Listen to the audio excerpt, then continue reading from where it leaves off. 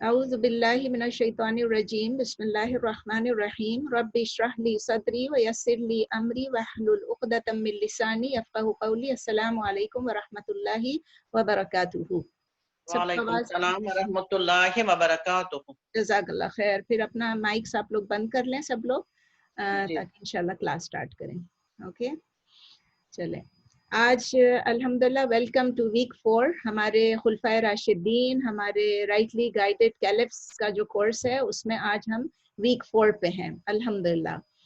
تو last week جہاں ہم نے روکا تھا، جہاں پر ہم سٹاپ کیا تھا، وہاں پر ہم ڈسکس یہ کر رہے تھے کہ مسلمانوں نے بہت پاورفل اور بہت اسٹرانگ قوتوں کے اگینسٹ جنگیں لڑیں، اور خالد بن ولید کے لیڈرشپ میں، اور الحمدللہ کہ ان تمام میں اب تک جتنا ہم نے پڑھا ہے اس وقت تک یہی تھا کہ مسلمانوں اور پرشینز کے درمیان زیادہ تھا، اور اس میں اگرچہ مسلمان بہت کم نمبر میں تھے اور پرشینز بہت زیادہ تھے، ہم جس طرح دیکھ رہے تھے لاسٹ ٹائم، لیکن الحمدللہ ایک دفعہ بھی مسلمانوں کو شکست نہیں ہوئی.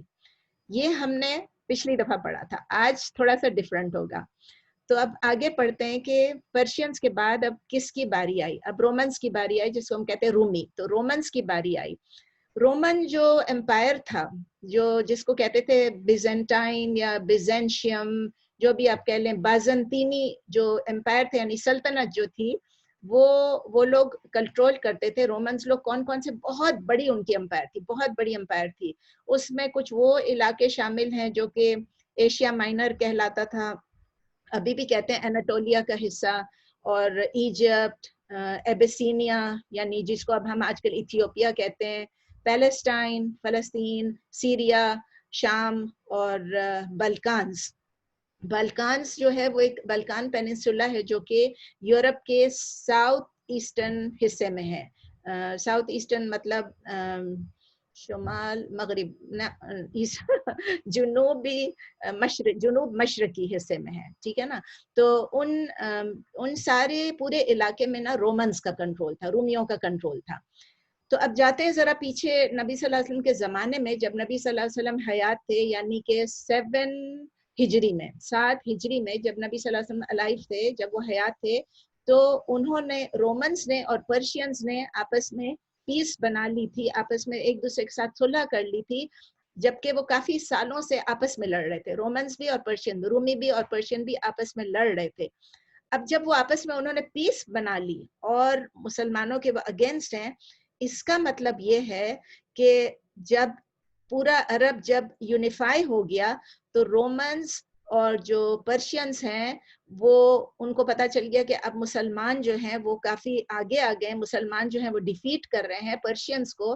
تو ابھی اس وقت ڈیفیٹ نہیں کیا تھا، سوری، ابھی ان کو یہ پتا تھا کہ اگرچہ مسلمان پھیل رہے ہیں تو ہم دونوں کے لیے خطرہ ہو جائے گا.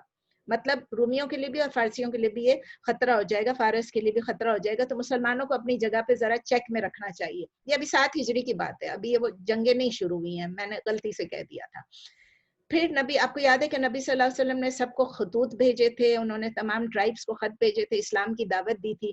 اس میں جب نبی صلی اللہ علیہ وسلم نے خط بھیجا، یہ جو ان کا ایک کنگ تھا جو کہ عرب کرسچن غسان ٹرائب کہتے ہیں، غسانیوں کو جب ایک خط بھیجا اسلام قبول کرنے کے لیے، تو وہ جو ڈیلیگیشن گیا، وہ جو انوائے گیا، اس کو ان لوگوں نے مار ڈالا. ان انوائے کے جو لوگ تھے ان کو مار ڈالا.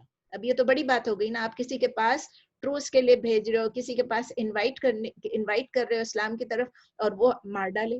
تو جب اس کو مار دیا، ان لوگوں کو مار دیا، تو نبی صلی اللہ علیہ وسلم جو ہے ان کو بہت افسوس ہوا، بہت ناراض ہوئے، اور انہوں نے کیا کیا، انہوں نے پھر اس کے رسپانس میں، اس کے بدلے میں، اس کے جواب میں انہوں نے ایک آرمی بھیج دی. کہاں بھیجی؟ موتا ہے جگہ کا نام، جہاں پر ان کو بھیجا کہ آپ اب ان سے جا کے لڑیں.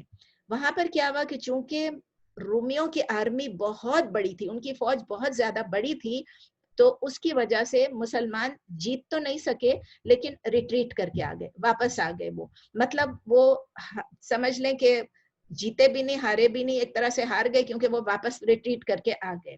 उसके बाद फिर नबी सल्लल्लाहु अलैहि वसल्लम के ज़माने में ही, आपको याद है हमने सीरा में पढ़ी थी कि ग़ज़वा तबूक भी हुई थी। ग़ज़वा तबूक के वक्त ये हुआ कि नबी सल्लल्लाहु अलैहि वसल्लम खुद सबको लेकर और गए, और बहुत बड़ी एक्सपीडिशन लेकर गए वो भी, और दूर दूर तक गए, रोमियों तक। लेकिन ये हुआ कि इस दफ़ा रोमी पीछे हट गए, मतलब पहली दफ़ा मुसलमान पीछे हट गए थे, रिट्रीट कर लिया था उन्होंने। इस दफ़ा क्या हुआ, जब नबी सल्लल्लाहु अलैहि वसल्लम खुद गए थे साथ, हम लोगों ने पढ़ा था, आपको याद होगा डिटेल्स, के उस वक्त फिर रोमन्स जो है, रूमी जो है वो पीछे हट गए, उन्होंने रिट्रीट कर दिया। इसके बाद क्या हुआ कि नबी सल्लल्लाहु अलैहि वसल्लम ने, अब ये देखें अभी 2 जंगों की बात हो रही है, इसके बाद नबी सल्लल्लाहु अलैहि वसल्लम ने उसामा इब्न ज़ैद को कहाँ भेजा, एक जगह है जिसका नाम है उबना। उबना जब वहां पर भेजा तो उसामा इब्न ज़ैद जो है उनको फतह नसीब हुई। तो वो जब फतह हो गई, he was victorious, I mean वो सक्सेसफुल हो गए, तो वहां से उन्होंने क्या किया, फिर वो वापस मदीने की तरफ आए, क्योंकि अपनी इनकी जो कैपिटल था वो तो मदीना ही था ना नबी सल्लल्लाहु अलैहि वसल्लम का, तो वो फिर मदीना वापस आए। अच्छा, अब क्या हुआ, अबू बकर रदी अल्लाह ताला अन्हु, अब हम आते हैं प्रेजेंट में, यानी अबू बकर रदी अल्लाह ताला अन्हु के ज़माने में, आज का प्रेजेंट नहीं, अबू बकर रदी अल्लाह ताला अन्हु के ज़माने में उन्होंने क्या किया, उन्होंने खालिद इब्न सईद, उनके साथ एक बटालियन भेजा, कौन सी जगह पे, तईमा। तईमा एक जगह है, वहां पर भेजा, जो कि उस वक्त का जो अशाम था, मैंने बताया था ना, अशाम उस वक्त ग्रेटर सीरिया कहलाता था या अशाम कहलाता था, उसमें बहुत सारी कंट्रीज इंक्लूडेड थी, आज वाला शाम नहीं, वो बहुत बड़ा शाम था। तो उसके पास जो उसके बॉर्डर के जगह पर थी एक, वहां पर उस बॉर्डर के पास अबू बकर रज़ियल्लाहु ताला अन्हु ने एक फौज भेजी। अच्छा, वो जो थे, वो जो उस शहर के लोग थे या उस जगह के जो लोग थे, जो शाम के बॉर्डर पे थे, ग्रेटर शाम के बॉर्डर पे थे, उनकी मुसलमानों के साथ एक पीस एग्रीमेंट हो गई, सुलह की एग्रीमेंट हो गई। अब जैसे ही इनका जो एम्परर था, जो इनका क्या था, शहनशाह था बिजेंशियम का, जो रोमी जो शहनशाह था, या जो भी उसको कहते थे, रोमी एम्परर जो था, बिजेंतीनी जो हुक्मरान था, उसका नाम था हेराक्लियस। आपने नाम सुना होगा, हरकल। तो हेराक्लियस था, जब उसको पता चला कि हमारे बॉर्डर पे मुसलमान लोग हैं, इस वक्त जमा है, उनकी प्रेजेंस है वहां पर, तो उसने क्या किया, वो खुद कॉन्स्टेंटिनोपल, जो उनका उस वक्त कैपिटल था रोमन एम्पायर का, कॉन्स्टेंटिनोपल, वहां से निकला और वहां से वो अपनी फौज लेके सीरिया तक आया, और उसने खुद पर्सनली मुसलमानों के साथ जंग लड़ी। खुद ही हेराक्लियस ने आके मुसलमानों के साथ जंग लड़ी, कहाँ पर, सीरिया में आके।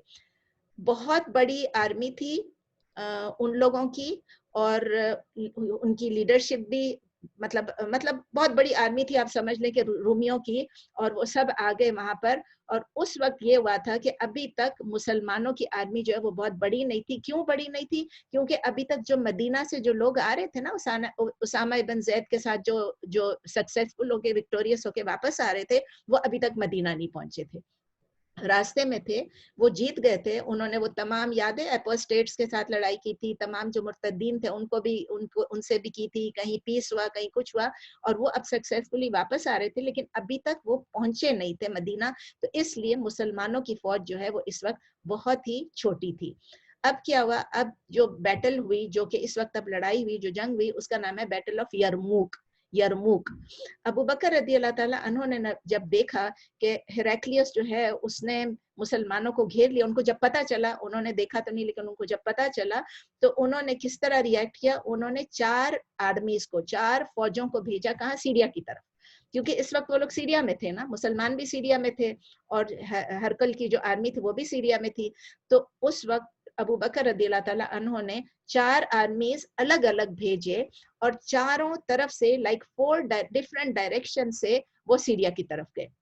जब रोमियों को ये पता चला कि 4 तरफ से आर्मी आ रही है, उन्होंने क्या किया, वो भी स्प्लिट हो गए। उनकी तो बहुत बड़ी आर्मी थी, उन्होंने स्प्लिट कर लिया, अपने आप को अलग अलग कर लिया। देखिए, ये सब वॉर की स्ट्रेटेजीज हैं, हमें ये चीजें नहीं आती हैं और ना अच्छी तरह समझ आती कि क्यों किया, लेकिन उन्होंने भी अपनी आर्मी को स्प्लिट कर लिया, ताकि वो हर तरफ से, जहां से भी मुसलमानों की आर्मी आएगी, उसको वहीं से इंटरसेप्ट करेंगे, वहीं से उसको रोकेंगे, वहीं पर उनको रोकेंगे, वहीं पर खत्म कर देंगे। तो अब क्या हुआ, जब मुसलमानों ने क्या किया, अचानक उन्होंने अपनी स्ट्रेटेजी चेंज कर दी। जब उनको पता चला कि रूमी जो है अलग अलग रास्ते से आ रहे हैं, उन्होंने अपनी स्ट्रेटेजी चेंज कर दी, और उन्होंने क्या किया, सारा एक लार्ज आर्मी इकट्ठी कर ली। अब ये 4 तरफ से आर्मी आ रही थी, चार फौजों को उन्होंने मिला के एक फौज बना ली। उस फौज में उस वक्त की जो तादाद थी वो 40,000 थी, 40,000 सोल्जर्स थे उसमें, और वो यरमुक पहुंचे। यरमुक पे जब वो पहुंचे, वो south western part of the reason था वहां का, जैसा अभी मैंने आपको बताया था। तो रोमन्स ने फिर क्या किया, उनको जब पता चला कि ये इकट्ठे हो गए, उन्होंने भी अपनी स्ट्रेटेजी चेंज की, वो भी सब इकट्ठे हो गए। लेकिन अब ये देखें, मुसलमान 40,000 थे और रूमी 1,00,000 थे।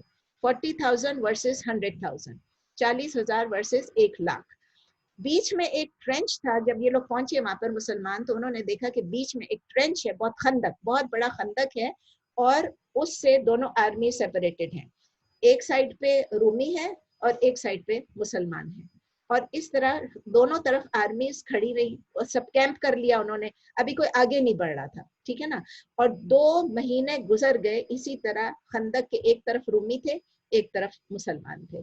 आपको याद है लास्ट टाइम हमने पढ़ा था कि खालिद बिन वलीद जो है वो उस वक्त कहाँ पर थे? याद है हमने जब एंड किया था उस वक्त हीरा में थे। वो हीरा में उन्होंने पीस ट्रीटी की थी।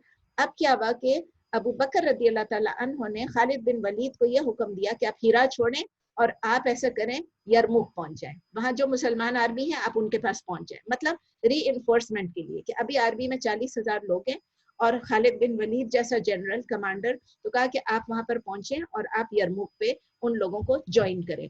खालिद बिन वलीद ने क्या किया? उन्होंने ये किया कि उन्होंने एक बहुत ही डेंजरस, खतरनाक किस्म का रास्ता लिया।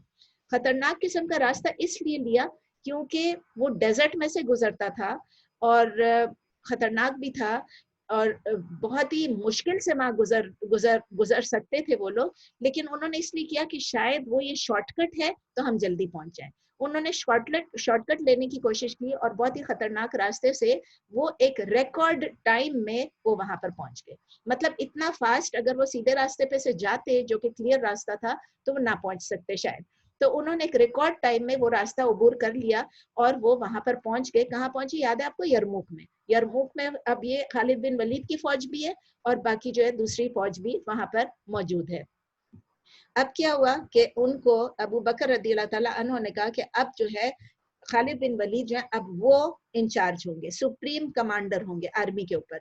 यानी 2 आर्मीज, अब 2-4 जगह से आर्मियां के सब वहां पहुंच गई ना, हर एक का एक एक कमांडर होगा। अब वो सब मिलके सुप्रीम कमांडर जो है वो खालिद बिन वलीद होंगे। अच्छा, उसमें क्या हुआ, अभी जंग स्टार्ट नहीं हुई थी कि उससे पहले एक रूमी जनरल था, उसका नाम था जुर्जा। जुर्जा, उसको अरबिक में जुर्जा कहते हैं, लेकिन उसका नाम असल में समझो अगर आप इंग्लिश में पढ़ेंगे तो आप कहेंगे जॉर्ज। तो वो जॉर्ज या जुर्जा इबन बुधिया, वो आया आगे, वो रूमी फौज का जनरल था। वो आया और उसने कहा कि मैं खालिद बिन वलीद से कहा कि मैं आपको कन्फ्रंट करता हूँ। ठीक है ना, आपको पता है ना उस वक्त डुअल हुआ करता था, पहले आते थे तो एक डुअल हुआ करता था। पहले उसमें फौजी, जो मैंने आपको पहले भी बताया था, कमांडर्स लड़ते हैं, उसके बाद बाकी फौज लड़ती है। लेकिन जुर्जान ने एक और बात की। देखिए ये भी अल्लाह का करना हुआ। उसने ये ख्वाहिश जाहिर की खालिद को कि मुझे आप इस्लाम के बारे में कुछ बताएं। उसने काफी सवालात पूछे, सेवरल क्वेश्चंस पूछे, और खालिद बिन वलीद ने उनको तमाम क्वेश्चंस के जवाब जैसे दिए, अल्हम्दुलिल्लाह ऑन द स्पॉट जुर्जा ने या जॉर्ज ने इस्लाम एक्सेप्ट कर लिया ऑन द स्पॉट। और वो अपनी आर्मी के बदले उसने मुसलमानों की आर्मी ज्वाइन कर ली। देखें सुभान अल्लाह, ऐसा ऐसा भी होता है कि जो इस्लाम के मुतालिक सुन लेता है, अपनी ओपन माइंड लेके आता है। हालांकि वो लड़ने आया था, कन्फ्रंट करने आया था, वो जनरल था अब, और खालिद बिन वलीद के सामने आया डुएल लड़ने के लिए। लेकिन देखें क्या हुआ, वो मुसलमान हो गया और उसने मुसलमानों की आर्मी ज्वाइन कर ली। लेकिन सूनी इसके बाद जो नेक्स्ट जंग आई ना, इस जंग के बाद, उसमें वो जुर्जा शहीद हो गया। ठीक है ना, तो वो he died in the afterwards in the following battle. अब जो है रोमन्स जो है उन्होंने क्या डिसाइड किया, उन्होंने कहा कि अब हम अटैक करते हैं, क्योंकि अब उनका जनरल चला गया था, वो दूसरी तरफ हो गया था। अब उन्होंने दोबारा अपने आप को रीऑर्गेनाइज किया रोमन्स ने, और उन्होंने कहा चले अब हम मुसलमानों पे एक सख्त हमला करते हैं। और बहुत सख्त फाइटिंग, फियर्स फाइटिंग कहते हैं ना, दैट टुक प्लेस। खालिद बिन वलीद अब कमांडर, सुप्रीम कमांडर है, अब उनको कोई स्ट्रेटेजी करनी थी। उन्होंने क्या किया, उन्होंने अपनी आर्मी को, जो उस वक्त पूरी एक आर्मी थी, उसको उन्होंने अभी छोटे छोटे ग्रुप्स में डिवाइड किया, जो कि पहले कभी अरबों ने देखा भी नहीं था, इन रूमियों ने भी नहीं देखा था कि एक ही आर्मी है, डिफरेंट तरफ से नहीं आ रहे हैं, लेकिन वो ऐसे ऐसे ग्रुप्स में अलग अलग जगह पे फैले हुए हैं। اس سے کیا ہوا؟ اس سے یہ ہوا کہ جب وہ لوگ دیکھ رہے تھے آرمی کو تو ان کو لگ رہا تھا اتنی بڑی آرمی ہے، کیونکہ وہ پھیلے ہوئے تھے، وہ ایک ایک گروپ پھیلا ہوا تھا، ان کو دور دور تک آرمی دکھ رہی تھی. تو وہ لوگ، ان لوگوں نے پھر کیا کیا کہ ان کو یہی نظر آیا کہ آرمی بہت بڑی ہے، تو وہ لوگ بھی تھوڑے سے پریشان ہوئے ہوں گے. تو 6 دن کی پھر لڑائی ہوئی، صرف 6 دن فیئرس فائٹنگ ہوئی، خوب زیادہ فائٹنگ ہوئی. اور اس کے بعد کیا ہوا کہ رومنس پیچھے چلے گئے، ریٹریٹ کر کے چلے گئے، مطلب انہوں نے موڑ لیا اپنا منہ اور وہ واپس چلے گئے. اب یہ بہت بڑی وکٹری تھی، ہیوج وکٹری جس کو کہتے ہیں، ٹریمینڈس وکٹری یہ وہ تھی مسلمانوں کے لیے، کیونکہ یہ لوگ کم تھے، رومنز اتنے زیادہ تھے، یہ ان کے علاقے میں تھے. اور کیا ہوتا، لیکن یہ اسٹریٹجیز الحمدللہ اللہ ہی دماغ میں ڈالتا ہے. تو خالد بن ولید نے یہ اسٹریٹجی کی اور اس کی وجہ سے الحمدللہ یہ مسلمانوں کی ایک اور بہت بڑی جیت ہو گئی. اب کیا ہوا، خالد بن ولید آگے بڑھنا شروع ہو گئے، انطاکیہ گئے اور وہاں پر جو ہے انہوں نے کہا کہ اب انطاکیہ ہے تو یہاں پر آ کے میں ہیراکلیس کو خود آ کے، ہرکل کو خود آ کے میں اس کو کنفرنٹ کروں. لیکن ہیراکلیس نے کیا کیا، وہ خود چلا گیا کانسٹینٹینوپل. مطلب ابھی انطاکیہ کے بدلے وہ چلا گیا، چونکہ وہ تو اس وقت ایمپرر تھا نا، وہ چلا گیا آپ کو ہرکل، اور کانسٹینٹینوپل چلا گیا. کانسٹینٹینوپل کون سی جگہ ہے آپ کو پتا ہے؟ پہلے زمانے میں جو استنبول کا نام تھا وہ کانسٹینٹینوپل تھا، وہ کانسٹینٹینوپل کے بدلے اب استنبول کہلاتا ہے. ٹھیک ہے، تو چھوٹے سے اسپین میں، چھوٹے سے عرصے میں کیا ہوا کہ کون کون سے علاقے مسلمانوں کے انڈر آ گئے. انطاکیہ، مجھے یہ سارے نام بہت اچھی طرح شاید میں نہ پروناؤنس کر سکوں انگلش میں، لیکن میں انطاکیہ، ہمس، قیصاریہ، بلابک، اجنادین، نسیبین اور پورا جارڈن کا علاقہ جو ہے، اردن کا علاقہ، وہ سارا کا سارا اسلام کے بینر کے اندر آ گیا. مطلب ان کو اتنی فتح نصیب ہوئی، ہیوج فتح نصیب ہوئی. اور یہ الحمدللہ پورا کا پورا علاقہ جو ہے، یہ آپ لوگ اگر انٹرسٹڈ ہیں ہسٹری میں زیادہ تو آپ ذرا سا جا کے دیکھ لیں، بریٹانیکا میں بھی ہے، ویکیپیڈیا میں بھی ہے، یہ سب چیزیں آپ گوگل کریں گے، یہ پورا میپس بھی آپ کے سامنے آ جائیں گے. اور میپس کے ساتھ یہ بھی لکھا ہوگا کہ پہلے زمانے میں اس کا کیا نام تھا، اب اس کا کیا نام ہے، پہلے اس میں کون کون سے علاقے شامل تھے اور اب کون کون سے علاقے شامل ہیں. جن کو زیادہ ہسٹری میں ہے اور دیکھنا چاہتے ہیں تو ضرور دیکھیں. اس کے بعد کیا ہوا، اب سیریا، اب سیریا کی طرف روانہ ہونا تھا. سیریا یعنی بلکہ سیریا میں تو ہے، سیریا کے پاس تو یہ لوگ ہیں، ان کو ڈمیسکس جو کہ دمشق آپ کہہ لیں، دمشق، ٹھیک ہے نا. دمیسکس جو ہے یا دمشق جو ہے وہ بھی رومنز کا ایک بہت میجر سیٹ تھا. رومنز جو ہے وہاں بہت پاورفل تھے، ان کا بہت میجر سیٹ تھا. ٹھیک ہے نا. اب کیا ہوا کہ ابو عبیدہ ابن جراح رضی اللہ تعالیٰ عنہ جو ہے وہ آگے بڑھے اور انہوں نے یہ جو ہے ڈمیسکس کو انہوں نے بسیج کر لیا، یعنی اس کو چاروں طرف سے گھیر لیا. ایک سائڈ پہ ابو عبیدہ ابن جراح رضی اللہ تعالیٰ عنہ تھے اور دوسری سائڈ پہ خالد بن ولید. تو دونوں طرف سے انہوں نے اس دمشق کو یعنی ڈمیسکس کو انہوں نے گھراؤ کر لیا ایک طرف سے. ٹھیک ہے نا.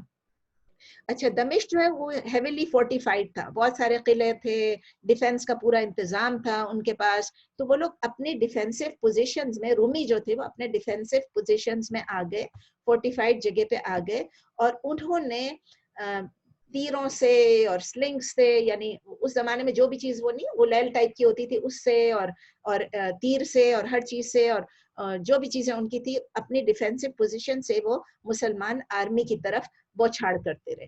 ٹھیک ہے نا، ان کو مارتے رہے، ان کے اوپر ڈالتے رہے. اور اتنی دیر میں یہ ہوا کہ جتنے بھی جو ہیراکلیس نے یا ہرکل نے جو بھی ری انفورسمنٹس بھیجے تھے یہاں پر اس جگہ پہ ان کے لیے دمشق کے آگے، اس کو کیا ہوا کہ مسلمان جو ہے وہ ان کو انٹرسپٹ کرتے رہے. اب مسلمان چاروں طرف سے آ گئے نا، اب جو نئی فوج آتی اس کو مسلمان روک لیتے، جو نئی فوج آتی ری انفورسمنٹ آتی اس کو مسلمان روک لیتے، کیونکہ مسلمان وہاں پر ان کے بٹالینز چاروں طرف سے گھیرے ہوئے تھے. 2 مہینے ہو گئے. اب لوگ تنگ آ گئے کیونکہ وہ اندر پھنسے ہوئے ہیں نا، جو رومی تھے وہ اندر پھنسے ہوئے تھے، وہ تو فورٹیفائڈ، وہ تو سمجھ لیں کہ قلعوں میں تھے. ٹھیک ہے نا، وہ پھنسے ہوئے تھے، اب وہ تنگ آ گئے. اچھا، اب پھر بھی سب ایگزاسٹ ہونے لگے، تنگ آئے لیکن کہیں گئے نہیں، ایگزاسٹ ہونے لگے. اور اب وہ جو جنگ کی ایک وہ تاری ہوتی ہے نا، خوف اور جنگ کا جو ایک موڈ ہوتا ہے، وہ تھوڑا سا سست پڑنے لگا. اب لوگ کیا کرنے لگے، ذرا آپ کو پتہ ہے ویسے بھی فوجی کیا کرتے ہیں, وہ لوگ آپس میں بیٹھ کے پھر وہ لوگ پارٹیاں مناتے ہیں, سب کچھ کرتے ہیں اور ذرا سا اپنے آپ کو ریلیکس کرتے ہیں. تو خالد بن ولید کی یہ عادت تھی, بالکل عادت تھی کہ وہ ہر رات اپنے اسپائز کو بھیجتے تھے, یعنی مخبروں کو بھیجتے تھے, آپ جائیں اور جا کے انفارمیشن لے کر آئیں کہ اس وقت فوج کیا کر رہی ہے, اس وقت رومی فوج کیا کر رہی ہے. مطلب جب بھی انہوں نے جنگ لڑی انہوں نے یہی کیا, ہر دفعہ انہوں نے اپنے مخبروں کو بھیجا اور کہا اسپائس کو بھیجا اور کہا جا کے دیکھ کر آؤ, انفارمیشن گیدر کر کے آؤ کہ وہ لوگ کیا کر رہے ہیں, کہ ہو سکتا ہے کسی دن ایسا ایک موقع آ جائے کہ وہ لوگ غافل ہوں تو یہ لوگ اٹیک کر رہے ہیں. ایک رات ایسا ہوا کہ جو انٹیلیجنس والے لوگ گئے انہوں نے آ کے بتایا کہ اس وقت رومن سولجرز جو ہیں وہ تقریباً سارے ڈرنک ہیں, بہت بڑی پارٹی چل رہی ہے, شراب پیے چلے جا رہے ہیں اور ڈرنک ہیں. اور کس نے دعوت دی؟ ان کا جو ہیڈ یا لیڈر جو ہے اس سٹی کا جو بڑا تھا اس نے دعوت دی اور سب لوگ دھت پڑے میں ہیں شراب میں. خالد بن ولید نے کہا یہ بیسٹ موقع ہے. انہوں نے کیا کیا, انہوں نے رسی روپ جو بڑی رسی ہوتی ہے نا وہ لی, اور اپنے جو بیسٹ کمانڈوز تھے, آپ کو پتا نا کمانڈوز کیا کرتے ہیں, وہ لوگ اٹھ کے وہ لوگ اوپر جا کے اور روپ لے کے اور روپ سے لے کے وہ لوگ پھر آتے ہیں نیچے دشمن کی ٹیریٹری میں. تو انہوں نے کیا کیا کہ روپ لیے بڑے بڑے روپ لیے, اور پھر انہوں نے اپنے ایلیٹ جو کمانڈوز تھے ان کو لیا اور ان سے کہا کہ چلیں اندر چلیں نا. اور پھر اس کے بعد کیا ہوا, انہوں نے اپنی آرمی سے یہ کہا, خود بھی جا رہے تھے, خود بھی خالد بن ولید یہ نہیں کہ کمانڈوز کو بھیج رہے تھے, انہوں نے یہ کہا کہ ہم اندر جا رہے ہیں, لیکن انسٹرکشن یہ دی اپنی آرمی کو کہ جب ہم اندر جائیں گے تو ہم کہیں گے اللہ اکبر. جب ہم زور سے کہیں گے اللہ اکبر, آپ کو ہماری آوازیں آنی شروع ہوگی, اللہ اکبر آواز آنی شروع ہوگی, آپ لوگ فوراً دروازے کی طرف, وہ قلعہ ہے نا, قلعے کے دروازے کی طرف آئیں اور اس کو دھکا دیں اور آپ سٹی کے اندر گھس جائیں. تو ایسا ہوا کہ خالد بن ولید اور ان کے جو لوگ ان کے ساتھ گئے تھے وہ لوگ چلے گئے اندر, اور سٹی کے وال کے اوپر سے گئے, وال پہ سے جا کے پیچھے جا کے اترے, وہاں پر روپ اسی لیے لیا تھا نا, روپ انہوں نے لیا اور انہوں نے اندر سے دروازہ کھولا اور کھولتے ہی انہوں نے اللہ اکبر کہا. جیسے ہی انہوں نے اللہ اکبر کہا, مسلمان جو ہیں وہ ایک دم سے اندر انٹر ہو گئے, سارے کے سارے. مسلم آرمی جو ہے پوری وہ تیار تھی نا, مسلمان اور چوکنا تھے, بالکل الرٹ تھے, وہ لوگ اندر گھس گئے, اور جس کی وجہ سے جو شراب میں دھت تھے وہ سب ہکا بکا رہ گئے نا. اب یہ تھا کہ خالد بن ولید جو ہے وہ اس میں فائٹ کر رہے تھے, سٹی میں فائٹ کرتے جا رہے تھے اور آگے بڑھتے جا رہے تھے, لیکن دوسری طرف سے کیا ہوا, ابو عبیدہ ابن جراح آپ کو یاد ہے نا, وہ دوسری طرف سے آ رہے تھے اپنی آرمی کو لے کے. ان لوگوں نے کیا تھا, اپنے سورڈز کو اندر گھسایا ہوا تھا, اپنے سورڈز کو نکالا نہیں تھا, مطلب وہ فائٹ نہیں کر رہے تھے.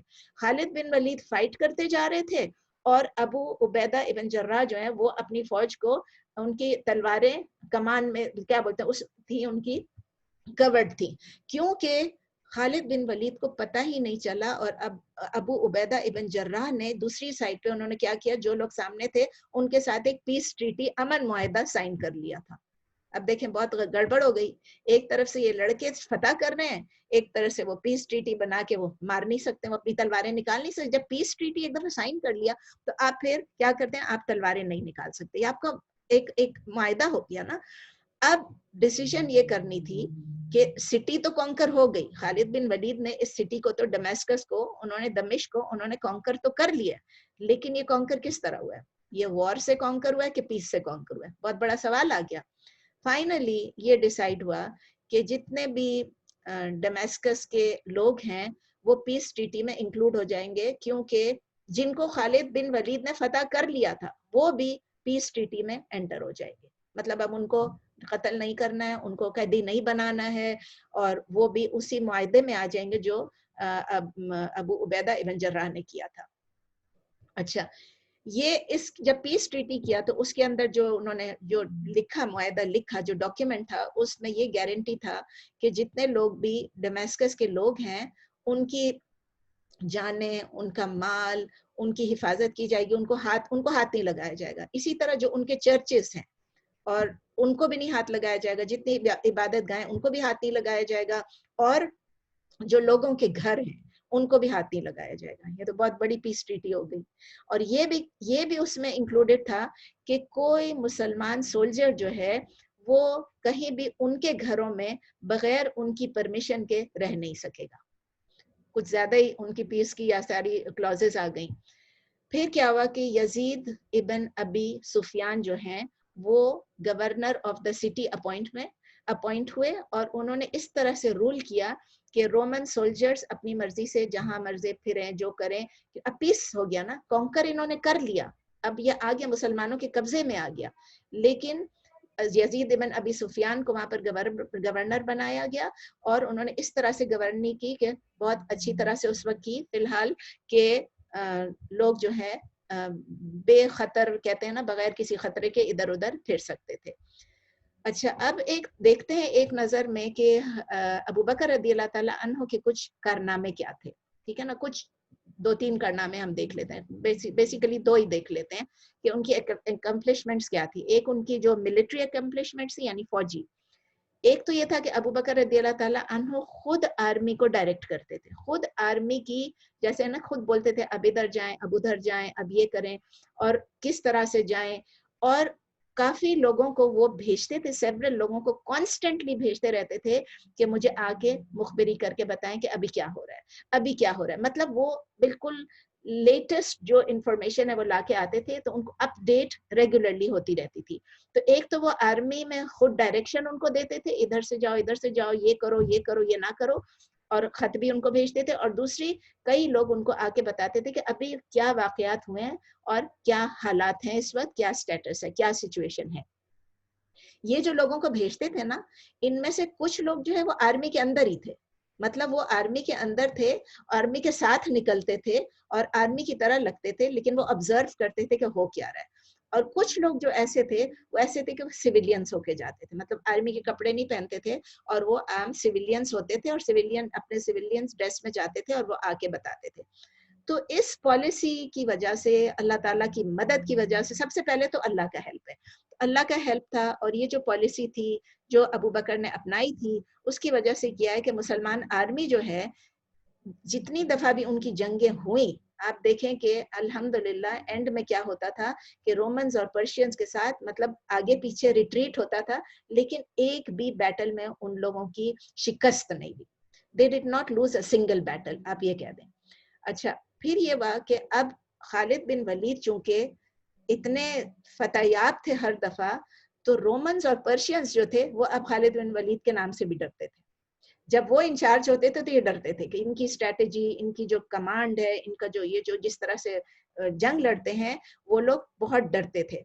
اور کیونکہ جو مسلمان ہیں انہوں نے رومنز اور پرشین امپائرز کے اوپر کافی وکٹری حاصل کی تھی, اور اس سے یہ بھی کلیئر ہو گیا تھا کہ اسلام نے مطلب جو ایز اے ریلیجن اسلام نے وہ سٹیٹس حاصل کر لیا تھا, وہ رتبہ حاصل کر لیا تھا کہ جو کہ ابھی آپ یہ سوچیں کہ ابھی ایک ڈیکیڈ بھی مشکل سے ہوا تھا, یعنی ابھی 10 سال بھی نہیں گزرے تھے کہ وہ اتنے بڑا ایک رتبے پہ پہنچ گیا, ورلڈ پلیئر بن گیا. ابھی بیرلی ایک 10 سال ہی گزرے ہوں گے جبکہ وہ مکے سے مائگریٹ کر کے ہجرت کر کے مدینہ گئے تھے, جبکہ ایک مٹھی بھر مسلمان تھے. آپ امیجن کریں نا کہ مٹھی بھر مسلمان ہیں, فیو ہنڈریڈ مسلمز ہیں جو نبی صلی اللہ علیہ وسلم کے ساتھ مکے سے مدینہ ہجرت کر کے گئے. کوئی سوچ بھی نہیں سکتا تھا کہ 10 سال کے اندر وہ اتنی بڑی طاقت, اتنی بڑی قوت بن جائے گی. تو یہ ان کی فوجی اکمپلشمنٹس تھی یا ملٹری اکمپلشمنٹس تھی. ٹھیک ہے نا. اس کے علاوہ کچھ معاشی اکنامک پالیسی جو تھی, اس کو اگر آپ سنیں گے تو آپ حیران رہ جائیں گے کہ ان کا جو خزانہ تھا, بیت المال جو تھا, ٹریجری جس کو کہتے ہیں, وہ آلموسٹ ہمیشہ خالی ہوا کرتا تھا, ہمیشہ خالی ہوا کرتا تھا. کیوں خالی ہوا کرتا تھا بتاتی ہوں. کہ وہاں پر ایک گارڈ رکھنے کی بھی ضرورت نہیں تھی, کسی گارڈ کی بھی ضرورت نہیں, وہاں پیسے ہی نہیں تھے.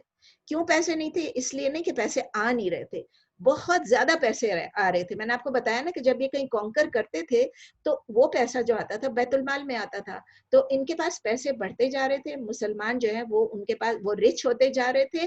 لیکن کیا ہو رہا تھا, کیونکہ ابو بکر رضی اللہ تعالیٰ عنہ جو ہے جتنا بھی پیسہ بیت المال میں آتا تھا وہ لوگوں میں ڈسٹریبیوٹ کرتے جاتے تھے, ڈسٹریبیوٹ کرتے ہی جاتے تھے. اسی لیے لوگوں تک پیسہ پہنچا, عوام تک پیسہ پہنچا, لیڈروں نے رکھ کے نہیں بیٹھ گئے, اور کیا ہوا کہ سب لوگوں میں پراسپیرٹی آتی گئی. ٹھیک ہے نا. تو ट्रेजरी जो था ऑल्दो वो ऑलमोस्ट खाली था, लेकिन लोग खुशहाल होने लगे. इसके बाद क्या हुआ, अभी 13 हिजरी है, मिडल ऑफ 13 हिजरी, ठीक है ना. उसमें क्या हुआ, अबू बकर रदी अल्लाह ताला अन्हो को बुखार हो गया. उनको जब बुखार हो गया तो उनको पता था कि अब मैं बचूंगा नहीं. मतलब पता तो नहीं था, ये तो मैं नहीं कह सकती हूँ, गलत है, अस्तगफिरुल्लाह, लेकिन क्लियर था कि वो इतने बीमार, टर्मिनली इल हो गए हैं, बहुत बुखार हो गया है और वो शायद वो ना बच सकेंगे. अब उनको ये ख्याल आया कि अगर जब मैं फौत अगर हो गया तो कम से कम मुसलमानों में ये ना हो जाए कि आपस में लीडरशिप के लिए कोई कोई गड़बड़ हो जाए. तो ऐसा होना चाहिए कि मैं कुछ एक लीडर को अपॉइंट कर दूं, एक खलीफा को अपने पीछे अपॉइंट कर दूं. और ये देखें, ये डिफरेंट है जो नबी सल्लल्लाहु अलैहि वसल्लम ने किया. जब नबी सल्लल्लाहु अलैहि वसल्लम वफात पाए तो उन्होंने किसी को अपॉइंट नहीं किया था, याद है आपको, लेकिन उन्होंने कुछ हिंट्स दिए थे, कुछ इशारात दिए थे, कुछ एक्सप्लिसिट थे, कुछ इम्प्लाइड थे कि हजरत अबू बकर will be the next leader. नमाज उन्होंने पढ़ाई, हज पे लेकर गए, वो सारी बातें हम कर चुके हैं पहले. इन्होंने कहा कि डिफरेंस ऑफ ओपिनियन ना हो और ऐसा हो कि हम एक खलीफा को अपॉइंट कर दें. ठीक है, नबी सल्लल्लाहु अलैहि वसल्लम की बात अलग थी, हजरत अबू बकर हैं, उन्होंने ये किया. उन्होंने क्या किया, अपने तमाम जो सहाबी थे, कुछ इंपॉर्टेंट सहाबियों के साथ उन्होंने शूरा किया, मशवरा किया. आपको पता है ना, इस्लाम में बहुत इंपॉर्टेंट है, बहुत इंपॉर्टेंट है कि आपस में मशवरा करो, आपस में शूरा करो, कंसल्टेशन करो. तो उन्होंने अपने सहाबियों से कंसल्ट किया और उन्होंने ये कहा कि मैं ये चाहता हूँ, मेरी ये चॉइस है कि उमर रदी अल्लाह ताला अन्हो को मेरे बाद खलीफा बनाया जाए, क्योंकि वो मेरे राइट हैंड मैन रहे हैं शुरू से. तो अब्दुर्रहमान इब्न औफ जो कि बहुत करीबी सहाबी थे नबी सल्लल्लाहु अलैहि वसल्लम के, वो कहने लगे अबू बकर रदी अल्लाह ताला अन्हो को कि उमर रदी अल्लाह ताला अन्हो जो है वो अपने मामले में बहुत स्ट्रिक्ट हैं, सिवियर हैं और स्ट्रिक्ट हैं. मतलब वो शदीद तरीन स्टेप्स ले लेते हैं और बहुत सख्त है अपने हर चीज में ना. अबू बकर रज़ी अल्लाह ताला अन्हु ने बड़ा अच्छा जवाब दिया. उन्होंने कहा कि उमर रज़ी अल्लाह ताला अन्हु इसलिए स्ट्रिक्ट है कि मैं सॉफ्ट हूँ, मैं नरम हूँ, मैं सॉफ्ट हूँ. अगर हम सब नरम रहेंगे तो काम नहीं चलेगा. तो मैंने ये देखा है कि जब मैं स्ट्रिक्ट होता हूँ तो उमर रज़ी अल्लाह ताला अन्हु नरम हो जाते हैं, और अगर मैं नरम होता हूँ तो उमर रज़ी अल्लाह ताला अन्हु स्ट्रिक्ट हो जाते हैं. तो उन्होंने यही कहा कि जब मैंने सॉफ्ट लिया वो टफ हो गए, मतलब मैं इंग्लिश में ही बता रही हूँ, और जब मैं टफ होता हूँ तो वो सॉफ्ट हो जाते हैं. उन्होंने कहा कि एक और बात कही कि जब वो खलीफा बन जाएंगे तो इंशाल्लाह मुझे ये उम्मीद है, मुझे ये लगता है कि उमर रज़ी अल्लाह ताला अन्हु का जो स्टैंड होगा, जो उनका रवैया होगा, जो उनका तरीका होगा, वो सॉफ्ट भी हो जाएगा, क्योंकि वो खलीफा होंगे, उनके ऊपर इतनी रिस्पॉन्सिबिलिटी होगी. देखिए हमारे पास क्या होता है, जब रिस्पॉन्सिबिलिटी मिलती है हमें, हम अकड़ जाते हैं, फिर हम वो चीजें करते हैं जो हम कर सकते हैं, चाहे वो सही हो चाहे गलत हो. ये हमारे आजकल के लीडर्स की बात है, हम अपने आप को समझने लग जाते हैं, हमारे में एरोगेंस आ जाती है, हमारे में प्राइड आ जाता है, हम दूसरों को कोई खातिर में नहीं लाते हैं और हम वही फैसला करते हैं जो हमारे नजर में सही होता है. लेकिन उन्होंने ये कहा कि नहीं, वो जब खलीफा बन जाएंगे वो सॉफ्ट हो जाएंगे, क्योंकि इस्लाम जब एक रिस्पॉन्सिबिलिटी देता है किसी को, तो वो रिस्पॉन्सिबिलिटी अगर एक सही मुसलमान है तो वो सही तरीके से फिर उस रिस्पॉन्सिबिलिटी को अपनी जिम्मेदारी को निभाता है. तो हजरत अबू बकर ने ये कहा कि मुझे ये लगता है कि जब उमर रज़ी अल्लाह ताला अन्हु जब वो बन जाएंगे खलीफा तो वो सॉफ्ट भी हो जाएंगे, और उनका जो अप्रोच होगा, उनका जो तरीका होगा, वो शदीद नहीं रहेगा, सिवियर नहीं रहेगा, एक्सट्रीम नहीं रहेगा, वो मॉडरेट हो जाएंगे. अच्छा, ये अब्दुर्रहमान इब्न औफ का एक खदशा था ना कि उन्होंने कहा कि वो बहुत सख्त है. लेकिन बाकी जब जो लोग थे, जितने भी सहाबी वहां पर थे, मौजूद थे, मेनली उनका एटीट्यूड जो था वो पॉजिटिव था. तो देखें आप कि ये खुद अभी खलीफा हैं, ये बस कह सकते थे कि मैंने अपॉइंट कर दिया है उमर रज़ी अल्लाह ताला अन्हु को, आप उनको ओबे करो, लेकिन उन्होंने नहीं किया. उन्होंने कंसल्टेशन किया, शूरा किया और उसके बाद डिसाइड किया, और जब किसी ने कोई खदशा जाहिर किया उसका बेहतरीन तरीके से जवाब भी दिया. ये भी नहीं कि छोड़ो तुम कौन होते हो कहने वाले. ये उनका अखलाक था, ये उनका किरदार था, और ये क्वालिटी हमारी लीडर्स में बिल्कुल मिसिंग है. तो फिर क्या किया, अबू बकर रज़ी अल्लाह ताला अन्हु ने अब एक विल बनाई, वसीयतनामा बनाया, और जिसमें लिख दिया क्लियरली कि मेरे बाद उमर रज़ी अल्लाह ताला अन्हु जो है वो नेक्स्ट खलीफा होंगे. और उन्होंने फिर क्या किया, सिर्फ लिख के रख नहीं दिया कि किसी को मालूम ही ना पड़े. उन्होंने कहा इसको सबके सामने पढ़ के सुनाइए. ये लोगों के सामने खुद उन्होंने कहा कि इसको पढ़ के आप सुनाइए. फिर वो आए, लोगों तक आए, बाहर आए, حالانکہ وہ بہت بیمار تھے. تو کہتے ہیں نا بیماری کے باوجود, اتنی کمزوری کے باوجود, جبکہ انہیں پتا تھا کہ میں ابھی پتہ نہیں بچوں گا کہ نہیں بچوں گا, لیکن انہوں نے باہر آئے, لوگوں کو انہوں نے خطاب کیا, اور خطاب کر کے انہوں نے یہ کہا کہ میں نے اپنے کسی رشتہ دار کو اپوائنٹ نہیں کیا ہے, میں نے اپنے کسی بھی ریلیٹیو کو اپوائنٹ نہیں کیا, اور میں نے عمر رضی اللہ تعالیٰ عنہ کو صرف اپنی مرضی سے نہیں چنا ہے, بلکہ میں نے جن لوگوں کو میں سمجھتا تھا کہ ان کی ججمنٹ اچھی ہے, وہ سمجھ سکتے ہیں, سوچ سکتے ہیں, اور وہ صحابی ہیں, ان لوگوں سے میں نے کنسلٹ کیا ہے. اور آپ لوگ کیا اگری کرتے ہیں, لوگوں سے بھی کہا آپ لوگ کیا اگری کرتے ہیں کہ عمر رضی اللہ تعالیٰ عنہ آپ کے نیکسٹ لیڈر بنے. دیکھیے یہ بھی ان کو کرنا ضروری نہیں تھا. جب انہوں نے صحابیوں سے آلریڈی کنسلٹیشن کر لی ہے, تو ان کی ٹیم ہے نا, ان کے وزراء کہہ لیں, ان کی ٹیم کہہ لیں, ان کی کیبنٹ کہہ لیں, جو بھی کہہ لیں, جب ان سے کر لیا, پھر بھی یہ ان کا طریقہ تھا, آئے اور لوگوں کے سامنے کہا کہ ہم نے یہ شورا سے کیا ہے, مشورے سے کیا ہے, اور کیا آپ لوگ اگری کرتے ہیں کہ عمر رضی اللہ تعالیٰ آپ کے لیڈر بنے میرے بعد. اور لوگوں نے یونانیمسلی کہا کہ ہم آپ کی چوائس پہ اگری کرتے ہیں, we agree with your choice, سب نے کہا. تو پھر ابو بکر رضی اللہ تعالیٰ عنہ نے کہا, اس وقت جا کے کہا تو آپ میک شور کریں کہ آپ ان کے آرڈرز کو مانیں گے, مطلب آپ فالو کریں گے اور ان کو اوبے کریں گے, ان کے آرڈرز کو فالو کریں گے اور ان کو اوبے کریں گے آپ لوگ. اور اس وقت پھر لوگوں نے کہا کہ ٹھیک ہے ہم مانیں گے. تو پھر لوگوں نے حضرت ابو بکر کی ابھی زندگی میں ہی لوگوں نے اپنی ایلیجینس, اپنا جو وہ پلیج دینا تھا, اپنا جو حلف دینا تھا, اپنی جو بیعت دینی تھی, وہ انہوں نے عمر رضی اللہ تعالیٰ عنہ کو بیعت دے دی کہ ٹھیک ہے جب حضرت ابو بکر فوت ہوں گے اور آپ ہمارے لیڈر بنیں گے, یہ ہماری بیعت ہے, ہم آپ کو اوبے کریں گے as a leader of the اسلام, دا مسلم امہ.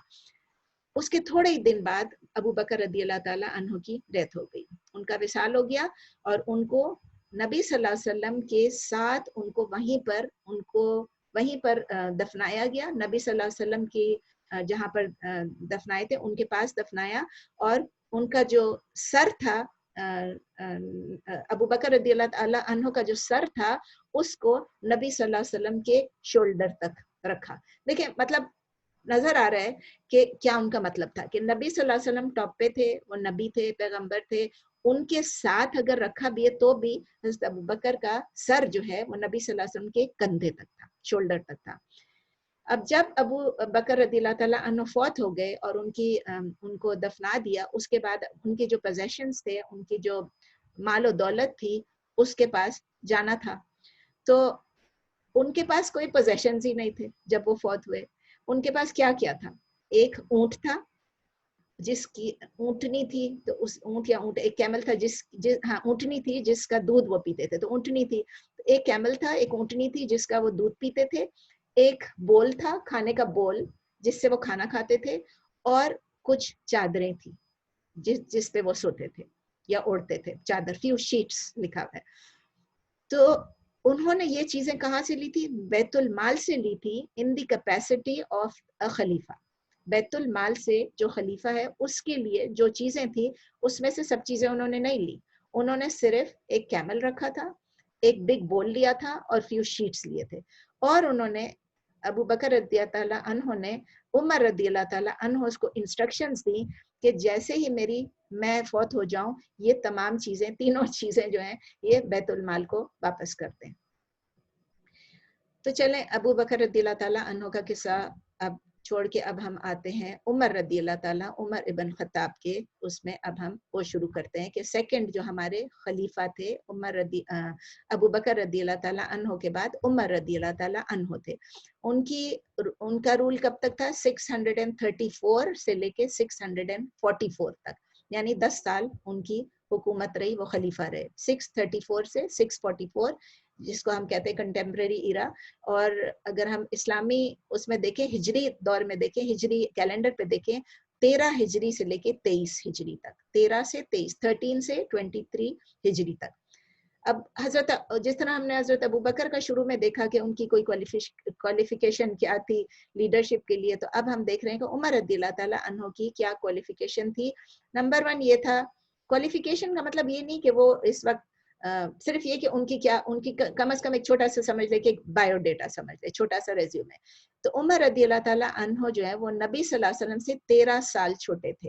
آپ کو یاد ہے ہم نے پڑھا تھا کہ ابو بکر رضی اللہ تعالیٰ عنہ جو ہے وہ حضور صلی اللہ علیہ وسلم سے شاید 2 سال چھوٹے تھے، اور یہ جو ہیں یہ 13 سال چھوٹے تھے. اور یہ ان چند لوگوں میں سے تھے جن کو مکے میں، جب وہ مکے میں تھے، ان چند لوگوں میں سے تھے جن کو پڑھنا لکھنا آتا تھا. He could read and he could write. پڑھے لکھے تھے وہ. مکے میں جو پڑھے لکھے لوگ تھے ان میں حضرت عمر رضی اللہ تعالیٰ عنہ بھی انہی میں سے ایک تھے. پھر یہ تھا کہ حضرت عمر رضی اللہ تعالیٰ عنہ کی جو بیٹی ہیں حفصہ رضی اللہ تعالیٰ عنہ، وہ بھی نبی صلی اللہ علیہ وسلم کی بیویوں میں سے ایک بیوی تھی. پھر یہ تھا کہ وہ ارلی بلیورز میں سے تھے، مکے میں ہی بلیو کر چکے تھے، اور مکے میں جب وہ اسلام لے آئے تھے اس کے بعد سے جو بھی کوئی واقعہ ہوا، جو بھی میجر ایونٹ ہوا نبی صلی اللہ علیہ وسلم کے زمانے میں، عمر رضی اللہ تعالیٰ عنہ وڈ پارٹیسپیٹ ان دیٹ. انہوں نے ہر چیز میں شرکت کی، ہر چیز میں پارٹیسپیٹ کیا، جو بھی میجر ایونٹ آیا. ٹھیک ہے نا. اور جب عمر رضی اللہ تعالیٰ عنہ نے اسلام ایکسیپٹ کیا تھا مکے میں، اس کے بعد سے انہوں نے کیا کیا، انہوں نے جا کے خانہ کعبہ میں انہوں نے نماز پڑھنے کے لیے اوپن کیا. انہوں نے، کیونکہ اس سے پہلے لوگ ڈرتے تھے نا. حضرت عمر جو ہے وہ بہت اسٹرانگ تھے، بہت پاورفل تھے، اور اس وقت غصے والے بھی بہت تھے. تو انہوں نے کیا کیا کہ جب وہ مسلمان ہو گئے تو انہوں نے، لوگ جو ہیں وہ پھر کعبے میں جا کے نماز پڑھ سکتے تھے. اس کے بعد پھر انہوں نے نبی صلی اللہ علیہ وسلم کو کنونس بھی کیا. انہوں نے کنونس بھی کیا کہ ہم لوگ پبلک میں پرے کریں، مطلب کعبے میں جا کے، اور ہم وہاں پر جو بھی ہے اکٹھے جا کے وہاں پر پڑھیں. جب انہوں نے اتنا کچھ کیا، ان کو ہی کو ڈسٹنگوش کہ کیا صحیح ہے کیا غلط ہے. نماز پڑھنا کعبے میں جا کے صحیح چیز تھی. اس پہ نبی صلی اللہ علیہ وسلم نے ان کا نام رکھ دیا الفاروق. الفاروق کا مطلب ہے جو فرق کر سکتا ہے، جو ڈسٹنگوش کر سکتا ہے باطل میں اور حق میں، یعنی ٹروتھ اینڈ فالسہڈ میں جو فرق کر سکتا ہے. اب آتے ہیں عمر رضی اللہ تعالیٰ عنہ نے اب کیا کیا. جب جو ابھی جو جنگیں چل رہی تھی، اب انہوں نے کیا کیا. اب جو جنگ ہے، آپ کو یاد ہے کہ ہم پرشینز کی بھی بات کر رہے تھے اور رومیوں کی بھی بات کر رہے تھے. اب جو پرشینز تھے اس میں یہ ہوا کہ خالد بن ولید نے جب ہیرا کو چھوڑا، یاد ہے وہ ہیرا کو چھوڑ کے گئے تھے انہوں نے، تو وہ جب شام کی طرف گئے تھے، انہوں نے وہاں پر الہیرا میں کس کو لیڈرشپ دے دی تھی، مطلب انہوں نے انچارج بنا دیا تھا کس کو؟ مثنی ابن حارثہ. مثنی ابن حارثہ ان کو وہاں پر چارج دے کے اور وہ چلے گئے تھے شام کی طرف.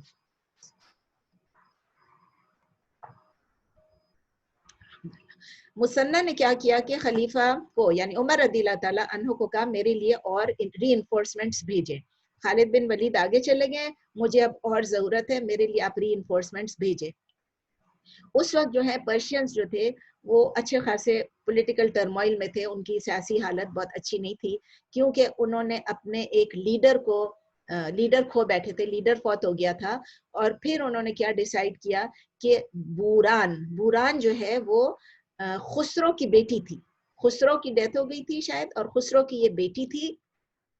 آپ کو پتا ہے نا کہ پرشینز میں خسروز ہوا کرتے تھے، پہلے بھی میں بتا چکی ہوں. تو اس کی جو بیٹی تھی، خسرو کی بیٹی، اس کا نام تھا بوران. اس کو اپنا ایمپریس بنا لیا. ٹھیک ہے نا، کیونکہ وہ تو اب وہ ایمپرر تھے، تو یہ کیا تھے، شہنشاہ تھے. یہ ان کی کیا بن گئی، جو بھی ان کی سمجھے رانی بن گئی، جو بھی بن گئی یہ ان کی بن گئی. کیونکہ جبکہ اس کا جو ان کا جو ہاں وہ بن گئی. ٹھیک ہے نا. اچھا، اس نے کیا کیا، اس نے اپنا ایک بہت ایکسپیرینس جنرل تھا. بوران نے کیا کیا، بہت ایکسپیرینس جنرل تھا جو کہ ملٹری افیئرس کو اچھی طرح ہینڈل کر سکتا تھا. اس کا نام تھا رستم. ہم سب نے نام سنا ہے نا، رستم، سوراب کا نام سنا ہے. وہ رستم کو اس نے اسائن کر دیا کہ تم جو ہو، تم اب انچارج ہو، ملٹری افیئرس کے انچارج تم ہو. اور پھر اس نے کیا کیا کہ 3 بڑی بڑی آرمیز روانہ کی، اور اس طرح کیا کہ جو علاقے مسلمان لے چکے تھے پرشین سے، انہوں نے کہا اب آپ لوگ یہ علاقے جو پرشینز جو ہم سے مسلمان لے چکے ہیں ان کو واپس لیں، مطلب ہم پرشینز جو ہیں واپس لیں گے ان علاقوں کو. تو رستم جو ملٹری افیئرس کا انچارج ہو گیا، اور 3 بڑی بڑی آرمیز جو ہیں اس کو اس نے روانہ کر دیا مسلم ٹیریٹریز کو واپس لینے کے لیے. اسی طرح پھر اس نے ایک اور کام کیا. یہ جو بوران تھی اس نے کیا کیا, اس نے جو ان کے جو رورل ایریاز میں جو فارمرز تھے, ان کے جو کسان تھے, ان کو کہا آپ لوگ بغاوت کر لیں, آپ لوگ بغاوت کر لیں, وہاں جو مسلمان ہیں جنہوں نے ابھی قبضہ کیا ہوا ہے آپ ان کے اگینسٹ بغاوت کر لیں. تو ایک طرف سے سویلین بغاوت ہو جائے گی جو رورل ایریاز میں جو کسان وہ کریں گے, اور ایک طرف سے آرمی آ جائے گی تو مسلمانوں کو شکست ہو جائے گی. اب کیا ہوا, اب یہ 13 ہجری کی بات ہو رہی ہے, ابھی بہت ابو بکر رضی اللہ تعالیٰ عنہ کو فوت ہوئے ہوئے بہت تھوڑا سا عرصہ ہوا ہے. تو کیا ہوا, اب وہ بیٹل آف نمارق ہوئی. بیٹل آف نمارق میں کیا تھا, یہ اب 13 ہجری کی بات ہو رہی ہے کہ جو سردار تھے جنہوں نے مسلمانوں کے ساتھ پیس ٹریٹی کر لی تھی, انہوں نے اب بغاوت کر لی. کیونکہ اب کہا نا, اس نے بوران نے کہا کہ آپ لوگ بغاوت کر لو, اس نے ان لوگوں نے بغاوت کر لی. تو ایک جنگ ہوئی اور اس میں کیا ہوا کہ دو جو ان کے کمانڈرز تھے پرشینز کے, ایک کا نام تھا جبان اور ایک کا نام تھا مردان شاہ. جبان اور مردان شاہ, ان دونوں کو مسلمانوں نے پرزنر لے لیا, ان کو قید کر لیا, وہ ان کے ہاتھ میں جنگی قیدی بن کے آ گئے. اب یہ وہ دونوں آ گئے اور وہ دونوں کمانڈرز تھے. آپ کو یاد ہے نا 3 آرمیز گئی تھی, 3 آرمیز میں سے یہ 2 اب فوت ہو چکے ہیں, نہیں فوت نہیں سوری, یہ دونوں قید ہو چکے ہیں. ان کو قید کر کے وہ لے آئے. تو اب کیا ہوا کہ ایک مسلمان جو ہے اس نے, جس نے جبان کو کیپچر کیا تھا, کیپٹیو کیا تھا, اس کو قید کر کے آیا تھا, اس کو یہ نہیں پتا تھا کہ یہ جبان جو ہے کمانڈر ہے, اس کو یہ نہیں پتا تھا. اس نے کہا یہ ایک عام فوجی ہے. تو اس نے کہا کہ چلو ایسے کرو, مجھے تم رینسم دے دو اور تم چلے جاؤ. اس سے جو ہے وہ رینسم لے کے اس کو چھوڑ دیا, وہ چلا گیا. اس کے بعد پھر کیا ہوا, وہی جبان جو ہے اس کو کسی اور گروپ نے, ایک اور مسلمان گروپ نے اس کو پکڑ لیا. جب ایک اور مسلمان گروپ نے, اچھا جب آپ رینسم لے کے چھوڑتے ہیں اس کے ساتھ یہ ہے کہ آپ کی پیس ہو گئی ہے, آپ نے رینسم لے لیا, اب اس کی جان کو آپ نہیں اٹیک کریں گے, اب آپ اس کو ماریں گے نہیں. یہ بھی تو ایک معاہدہ ہے نا کہ ٹھیک ہے تم پیسے دے دو, ہم تمہاری جان بخشتے ہیں. تو وہ چلا گیا, رینسم دے کے چلا گیا. اس نے نہیں بتایا کہ میں کمانڈر ہوں. اس کے بعد کیا ہوا کہ ایک اور گروپ آف مسلمز تھے, جب انہوں نے اس کو پکڑا تو وہ اس کو ایکسیکیوٹ کرنے جا رہے تھے, اس کو مارنے جا رہے تھے. لیکن اس نے بتایا کہ میرا تو فلاں کے ساتھ معاہدہ ہوا ہے اور میں نے رینسم دیا اور میں جا رہا ہوں. تو پھر ان مسلمانوں نے کہا کہ اچھا اب تو ہم نہیں کر سکتے. کہ مسلمان ایک دوسرے کی زبان کا پاس رکھتے تھے, صرف اپنی زبان کا نہیں, دوسرے کی. ایز اے مسلم امہ کوئی ایک بندہ بھی اگر کوئی کووننٹ کر لے, کوئی بھی ان کے ساتھ کوئی بھی معاہدہ کر لے, کوئی پیس ٹریٹی کر لے, تو باقی لوگ اس کا, آپ نے دیکھا شروع سے ہم یہی دیکھتے آ رہے ہیں کہ جہاں پیس ٹریٹی ہوئی ہے وہاں پر پھر اس کا پاس رکھا گیا ہے, اس کو پورا کیا گیا ہے. تو جب اس نے کہا کہ میری تو پیس ٹریٹی ہے, میں نے تو رینسم دیا, میں جا رہا ہوں, تو انہوں نے کہا اچھا پھر اگر کسی نے آپ کو پروٹیکشن گرانٹ کی ہوئی ہے, آپ کی حفاظت کا ذمہ لیا ہوا ہے, تو ہم آپ کو نہیں ماریں گے. اچھا وہ تو آپ چلے گئے, لیکن جب یہ مسلمانوں کو پتا چل گیا کہ نہیں سوری, مسلمانوں کو نہیں, جب ان لوگوں کو پتا چل گیا, کیا نام ہے, پرشینز کو پتا چلا کہ دیکھیں یہ لوگ کتنے اچھے ہیں. آئی مین یہ خود ہی, یہ جو ابھی یہ خود ایک جبان جو تھا, یہ ایک خود کمانڈر تھا اور 2 دفعہ پکڑا گیا. ایک دفعہ اس کو پیس ٹریٹی میں چھوڑ دیا گیا, دوسری دفعہ دوسرے لوگ تھے اور اس کو مار رہے تھے, ایگزیکیوٹ کر رہے تھے, جبکہ اس نے کہا میری پیس ٹریٹی فلاں کے ساتھ ہوئی ہے, اور اس نے کہا ٹھیک ہے. اگر اس نے پیس ٹریٹی دی, اب جو یہ نیوز سپریڈ ہونے لگی آپس میں پرشینز میں کہ مسلمانوں کا کردار دیکھو, مسلمانوں کے لیڈرز کو دیکھو, ہم ان کے بالکل وہ ہم ان کے قبضے میں تھے تو بھی چھوڑ دیا, وہ ہمیں مارنے والے تھے, مطلب they could have killed me, لیکن پھر بھی چھوڑ دیا. اب یہ بات پھیلنے لگی, جب یہ بات پھیلنے لگی تو بہت امپریس ہو گئے, سب لوگ بہت امپریس ہو گئے اس بات سے. اچھا اب کیا ہوا, اب مسلمان جو ہیں انہوں نے کیا کیا کہ جن لوگوں نے اپنی ٹریٹی بریک کی ہے, مطلب آپ کو پتا ہے نا پیس ٹریٹی تھی, لیکن چونکہ ان کو کہا تھا کہ آپ لوگ بغاوت کریں, تو جن لوگوں نے بغاوت کی, جن لوگوں نے پیس ٹریٹی پہ عمل نہیں کیا, اب مسلمان نے کہا کہ اب ہم ان کے پیچھے جاتے ہیں. یہ مسلمان فوج پوری جو ہے بیٹل آف سقاتیہ جو ہے, اس میں یہ ہوا کہ یہ بیٹل ہوئی اور اس میں کیا ہوا کہ ان لوگوں نے ان لوگوں کو ہرا دیا, مسلمانوں نے پرشینز کو ہرا دیا, اور ان لوگوں سے لڑے جن کے ساتھ پیس ٹریٹی, جنہوں نے بریک. دیکھیں آپ کو پتا ہے نا, اگر ایک معاہدہ ہوتا ہے, اگر ایک پارٹی معاہدے کو توڑ دے تو دوسری پارٹی کین ڈو, ٹھیک ہے نا, وہ بھی توڑ سکتا ہے, یہ ایک کامن چیز ہے. اگر ایک پارٹی اپنے ٹریٹی پہ قائم ہے تو دوسرے کو بھی قائم رہنا پڑتا ہے.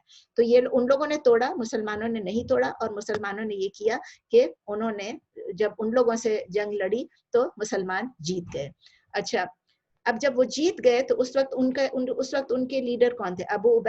ابو عبید ان کے لیڈر تھے.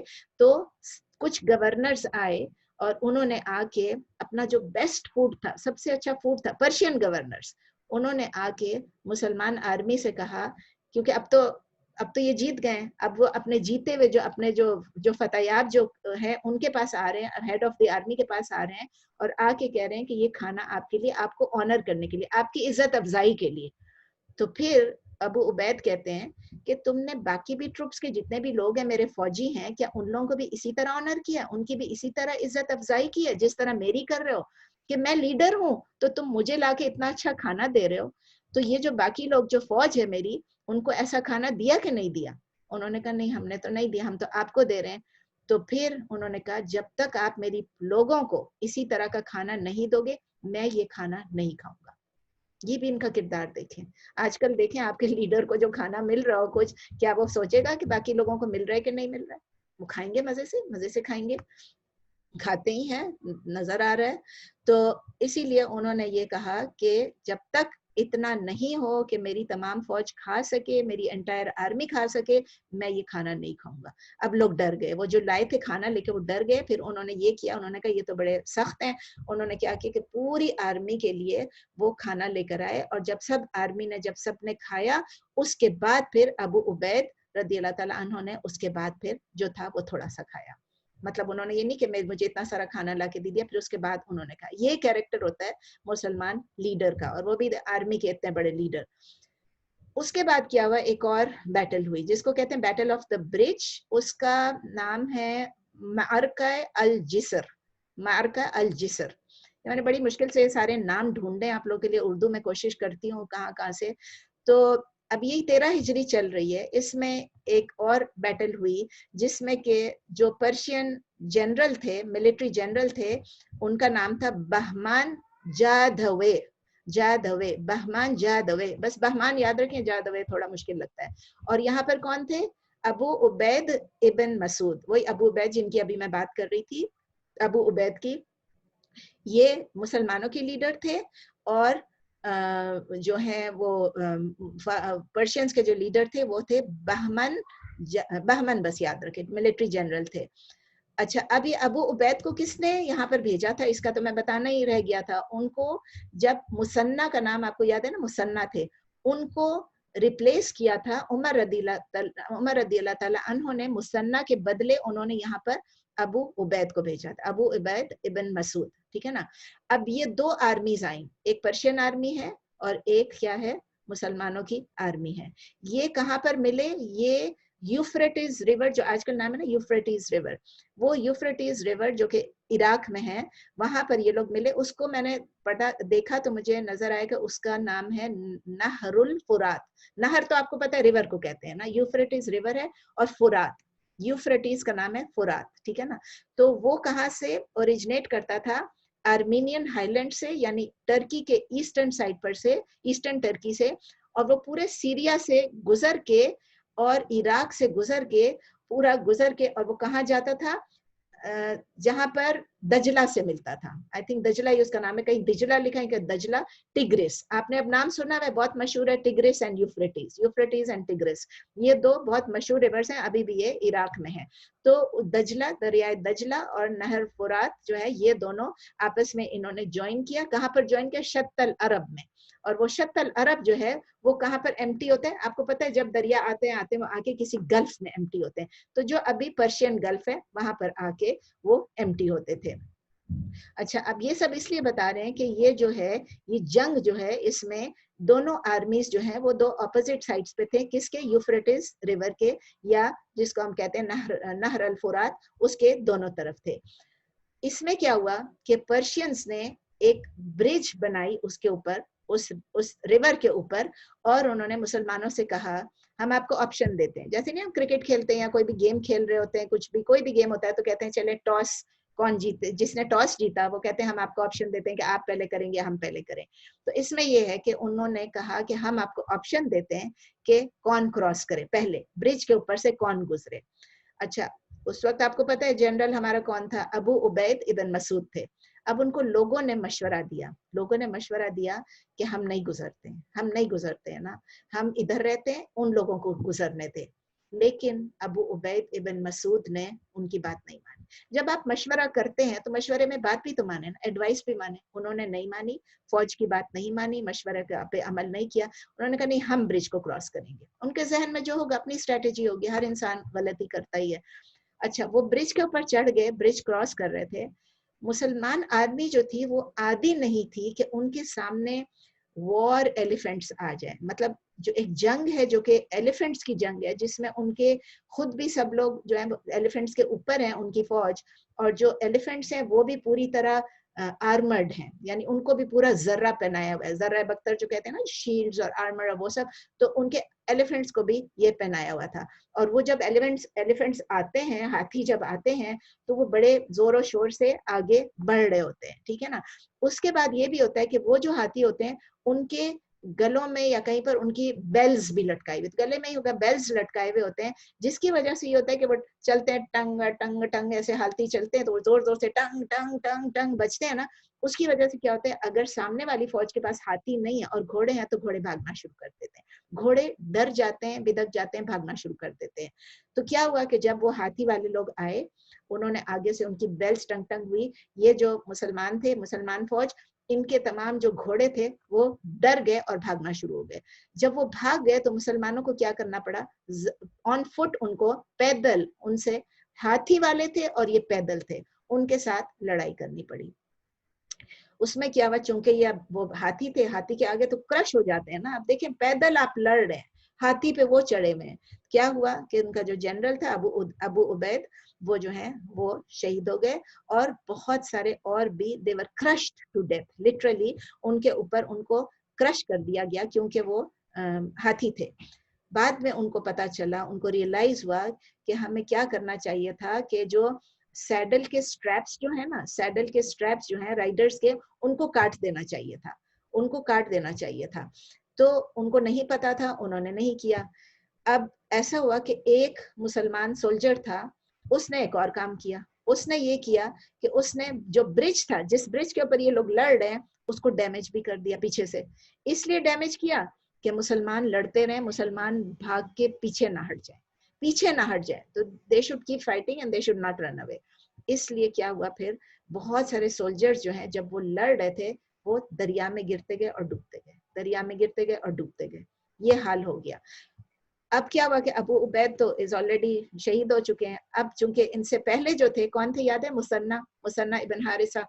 अब मुसन्ना इब्न हारिसा जो है, अब वो दोबारा से लीडर बन गए, क्योंकि अब वो लीडर चले गए, अब दोबारा से जिनको रिप्लेस किया था वो दोबारा से लीडर बन गए। वो बहुत गुस्से हुए, उनको बहुत गुस्सा है कि ये क्या किया इन लोगों ने ना, एक तो ब्रिज के ऊपर चले गए, ऊपर से ब्रिज को डैमेज कर दिया है, और लोग जो है गिरे चले जा रहे हैं, मरे चले जा रहे हैं, डूबते चले जा रहे हैं। उन्होंने क्या किया, फौरन ऑर्डर दिया और फौरन उन्होंने उस ब्रिज को जो है इमीडिएटली उसकी रिपेयर शुरू कर दी, उसको पूरी तरह रिपेयर कर दिया फटाफट, और इसकी वजह से वो लोग वापस आ सके, तो यानी बच गए, वरना सब गिर चुके होते, सब फौत हो चुके होते। तो ये समझ लें कि एक पहली डिफीट हुई थी मुसलमानों को, क्योंकि उन लोगों ने क्या किया था, ठीक से प्लान नहीं किया था। ये उनकी गलती थी, अबू उबैद की गलती थी कि उन्होंने एक तो प्लान करके ठीक से नहीं आए थे, ऊपर से जब उनको मौका दिया गया तो उन्होंने कहा कि नहीं, आप हम ब्रिज पे आते हैं, आप मत आए। दूसरी बात फिर उन्होंने ये कि उनको पता ही नहीं था कि आर्मी, उनकी जो आर्मी है वो एलिफेंट्स की थी, हाथियों की थी, और उसमें भी ये तैयार नहीं थे। उनको ये भी नहीं पता था कि सैडल्स को काट देना चाहिए ताकि राइडर्स और सैडल वो जो है वो अलग हो जाएं। उन्होंने चीजें ठीक से प्लान नहीं किया था। अब क्या हुआ कि जब उनको न्यूज मिली अल मदायन से कि रुस्तम और फैरजान जो हैं वो अब आपस में पावर के लिए compete कर रहे हैं, तो बहमान ने क्या किया, इसने क्या किया, वो अब ये तो बहमान था ना जो आया था यहाँ पे, तो उसने क्या किया, वो कैपिटल पे वापस गया और उसने कहा कि चलो मैं वापस जाता हूँ, देखते, क्योंकि हालात खराब हो गए थे ना, अभी रुस्तम और फैरजान आपस में पावर के लिए compete कर रहे थे। उसको ये न्यूज मिली तो बहमान जो है, जो जनरल था, वो वापस मुड़ गया। जब वो वापस मुड़ा जाने के लिए, उससे क्या हुआ कि मुसलमानों को वक्त मिल गया, मुसलमानों दे गेन टाइम, کہ اور انہوں نے یہ کہا کہ انہوں نے کہا چلو اب جب ہمیں تھوڑا ٹائم مل گیا، تھوڑا وقت مل گیا، اس میں ہم خلیفہ سے کہیں گے کہ وہ ہمارے لیے ری انفورسمنٹس کو مدینہ سے بھجوا دیں. اور مدینہ سے عمر رضی اللہ تعالیٰ عنہ نے ادھر سے پھر ری انفورسمنٹس بھیجی اور فوجیوں کو بھیجا. ایک اور بیٹل ہوئی، یہ بھی 13 سب یہ 13 ہجری کے ہی ہیں. Battle of Buwaib. Buwaib Arabic میں بھی اس کا نام بویب لکھا تھا، با واو یا اور با، بویب. اس میں کیا ہوا کہ ابھی دوبارہ جو آرمیز ملی، ایک وہی پرشین آرمی تھی اور ایک آرمی کیا تھی، مسلمانوں کی آرمی تھی. یہ کہاں ملے؟ اگین یہ یوفریٹیز پر ہی ملے، وہی دریا، وہی نہر الفرات اس پہ ملے. لیکن اس دفعہ کیا ہوا، اس دفعہ ابو عبید نہیں تھے، اس دفعہ ان کے لیڈر کون تھے؟ مسنہ تھے. انہوں نے یہ کیا کہ انہوں نے کہا کہ اس دفعہ ہم کراس نہیں کریں گے اور آپ کراس کریں. ہی میڈ شیور کہ جو آرمی ہے وہ کراس کر کے ہمارے پاس ہے. اور مسنہ نے یہ بھی کیا کہ اس نے اپنے ٹروپس کو ایڈوائز کیا. ایک اور چیز، اب یہ کیا تھا اتفاق سے، یہ کون سا مہینہ تھا؟ یہ رمضان کا مہینہ تھا. رمضان سٹارٹ ہو گیا تھا، رمضان سٹارٹ ہو گیا تھا اور یہ 13 ہجری کا رمضان تھا. اب یہ لوگ سب روزے سے تھے. مسنہ نے کیا کہا کہ آپ لوگ اپنے اپنے روزے توڑ دیں. آپ روزے توڑ دیں، فرض روزے ہیں لیکن آپ توڑ دیں تاکہ آپ کو انرجی آ جائے. آپ کچھ کھا لیں گے تو آپ لڑ سکیں گے. آپ کو پتہ یہ الاؤڈ ہے نا بیٹل فیلڈ میں، اگر آپ کو روزہ توڑنا پڑے. آپ کو پتہ ہے سفر پہ بھی الاؤڈ ہے نا، سفر پہ بھی اگر ہم زبردستی رکھ رہے ہیں، ہم رکھ رہے ہیں، لیکن اللہ نے ہمیں کنسیشن دی ہے کہ ہم سفر میں اپنے روزے کو چھوڑ سکتے ہیں. یہاں انہوں نے کہا اپنے روزوں کو توڑ دیں آپ لوگ تاکہ آپ کو تھوڑی انرجی آ جائے، آپ کھانا کھائیں گے، کچھ کھائیں گے. تو یہ انہوں نے کوئی غلط کام نہیں کیا، کوئی اسلام کے شریعہ کے اگینسٹ کوئی کام نہیں کیا. اب جب وہ لوگ تیار ہو گئے تو انہوں نے کہا کہ انہوں نے یہ کہا، مسنہ نے یہ کہا اپنی فوج کو کہ میں 3 دفعہ بولوں گا اللہ اکبر اللہ اکبر اللہ اکبر. میں 3 دفعہ بولوں گا اور چوتھی دفعہ جب میں بولوں گا اللہ اکبر، اس کا مطلب یہ کہ آپ اٹیک کریں، سب اکٹھے اٹیک کریں. یہ تیاری جیسے ہم نہیں کہتے 1 2 3 کرتے ہیں نا، تھرڈ پہ جا کے کہتے ہیں میں 3 دفعہ میں اللہ اکبر اللہ اکبر اللہ اکبر کہیں گا اور 4تھ ٹائم جیسے میں کہوں گا اس کا مطلب یہ کہ بس آپ سب اکٹھے اٹیک کریں. لیکن کیا ہوا ان کے ساتھ؟ یہ ہوا کہ جیسے ہی انہوں نے مسنہ نے کہا اللہ اکبر پہلی دفعہ، وہ پرشینز نے کیا کہ ان پہ اٹیک کر دیا. ان پہ اٹیک کر دیا بجائے یہ کہ یہ 3 ویٹ کر کے چوتھے پہ اٹیک کریں. اب انہوں نے اپنی اسٹریٹجی بنائی لیکن ان لوگوں نے اٹیک کر دیا. اب کیا ہوا تھا، ان کے پاس، مسلمان فوج کے پاس زیادہ ایکسپیرینس آ گئی تھی، تجربہ ہو گیا تھا، خاص کر ایلیفنٹس کے ساتھ. پہلی دفعہ وہ کبھی بھی عادی نہیں تھے، فرسٹ ٹائم تھا کہ وہ ایلیفنٹس کے ساتھ آگے آئے ہیں. اب انہوں نے کیا کیا، اور انہوں نے دیکھے 2 چیزیں تھی، ایک تو ایلیفنٹس کے ان کو تھوڑا تجربہ آ گیا تھا، دوسرا یہ تھا کہ انہوں نے، وہ ابھی لینڈ پہ ہے نا، برج پہ تو نہیں ہے، ان لوگوں سے کہا تھا آپ برج کراس کر کے آئیں. اس سے بھی بہت فرق پڑا. وہ جب برج کراس کر کے آ گئے تو نیچے دریا بھی نہیں ہے اور یہ برج بھی نہیں ہے، برج ڈیمیج بھی نہیں ہے، کچھ بھی نہیں ہے، اور پیچھے لینڈ ہے. تو اگر یہ گرتے بھی ہیں، پیچھے جاتے بھی ہے، تو پیچھے لینڈ ہے نا، کم از کم زمین ہے نا. اس کی وجہ سے کیا ہوا کہ ان کی جو وکٹری تھی وہ بہت فاسٹ ہو گئی. آلدو ان لوگوں نے پہلے اٹیک کر دیا لیکن ان کی وکٹری بہت فاسٹ ہو گئی. مسنہ نے کیا کیا، کسی طرح وہ برج تک پہنچ گیا، کیونکہ وہ تب برج سے اس طرف آ گئے تھے نا لوگ. اس نے برج کو کٹ کر دیا، اس نے برج کو کاٹ دیا، برج کو توڑ دیا. کہتے ہیں نا وہ برج تھی اس کو توڑ دیا. جب وہ توڑ دیا اس نے کہا اب تو یہ پرشینز ہم آگے ہیں اس طرف، اور برج بھی ٹوٹ گیا، اب یہ واپس تو نہیں جا سکتے اپنے علاقے میں. تو پرشینز اس طرف آ گئے ہیں اور پرشین سے اب ان کی جنگ چل رہی ہے. بہت سارے پرشینز جو ہیں اس میں فوت ہو گئے، اور اس کے بعد ان کی جب جیت ہو گئی تو مسنہ نے پھر ایک سپیچ دی. یہ سپیچ انہوں نے دی کہ عربز اور پرشینز اسلام سے پہلے لڑتے تھے اور اسلام کے آنے کے بعد بھی لڑتے. بائی اللہ، اس نے اللہ کی قسم کھا کے کہا کہ جو ایج آف اگنورنس تھی، یعنی جو جاہلیہ کا دور تھا اسلام آنے سے پہلے، اس میں 100 پرشینز اگر ہوتے تھے نا، 100 پرشینز، تو وہ 1000 عرب سے بھی زیادہ اسٹرانگ ہوا کرتے تھے. 1000 عرب سے بھی زیادہ، یہ مطلب کتنا، 10 گنا. 100 Persians were stronger than 1000 Arabs. لیکن وہ کہتے ہیں آج کیا ہوا ہے کہ 100 عربs ہیں اور وہ 1000 Persians سے زیادہ اسٹرانگ ہیں. مطلب انہوں نے یہ اپنے لوگوں کو انکریج کیا کہ دیکھیں ہم لوگ ابھی جیتے ہیں اور اللہ کا شکر ہے ہم جیتے ہیں. اور وہ زمانہ تھا، جاہلیہ کا دور تھا، جس میں کہ پرشینز بہت ہم سے اسٹرانگ تھے. اب یہ ہوا ہے کہ وہ 10 گنا ہم سے زیادہ کم ہوتے تھے لیکن ہم سے جیت لیتے تھے. اب وہ ہم سے 10 گنا زیادہ بھی ہوں گے تو الحمدللہ ہم جیتے ہیں. یہ ایک میسج تھا اپنی فوج کے لیے, ان کی انکریجمنٹ کے لیے. پھر انہوں نے یہ بھی کنفیس کیا کہ میں نے ایک مسٹیک کی ہے, میں نے مسٹیک کی ہے, لیکن اللہ تعالیٰ کا کرم ہے, اللہ تعالیٰ نے ہم پہ رحم کیا اور اللہ تعالیٰ نے اس مسٹیک کا جو خمیازہ تھا وہ کم کر دیا ہمارے بھگتنے کے لیے. اللہ تعالیٰ نے اس کا جو امپیکٹ تھا, اس کی جو کانسیکوینسز کی, جو اس کا جو اثر تھا, وہ اللہ تعالیٰ نے ہمارے اوپر رحم کر کے کم کر دیا.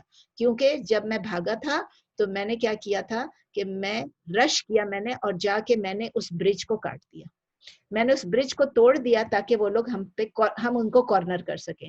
لیکن وہ خود کہہ رہے ہیں, ان کو سمجھ آ گئی کہ ایسا نہیں کرنا چاہیے تھا. کیوں نہیں کرنا چاہیے تھا؟ وہ کہتے ہیں یہ ایک مسٹیک تھی, آئندہ اس مسٹیک پہ میری اس ایگزامپل کو کوئی فالو نہ کرے. اب جو جنرل ہوتا ہے, جو لیڈر ہوتا ہے, وہ کبھی اپنی مسٹیک مانتا ہے؟ مجھے تو نہیں یاد کہ کبھی کسی نے ہمارے جب بھی کچھ ہوا ہے تو کسی نے کوئی اپنی مسٹیک کو ایڈمٹ کیا ہو. تو یہ انہوں نے اپنی مسٹیک ایڈمٹ کیا, پوری فوج کے سامنے ایڈمٹ کیا, اور ان کو صاف صاف کہہ دیا do not follow my example, do not follow my example. Reason کیا تھی؟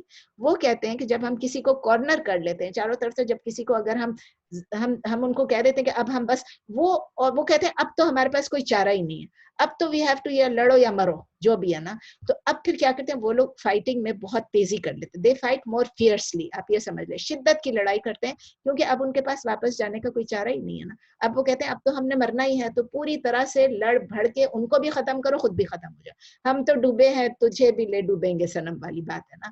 تو اب اس طرح سے تھا. تو انہوں نے کہا کہ آئندہ ایسا نہیں کرنا, یہ اسٹریٹجی غلط تھی.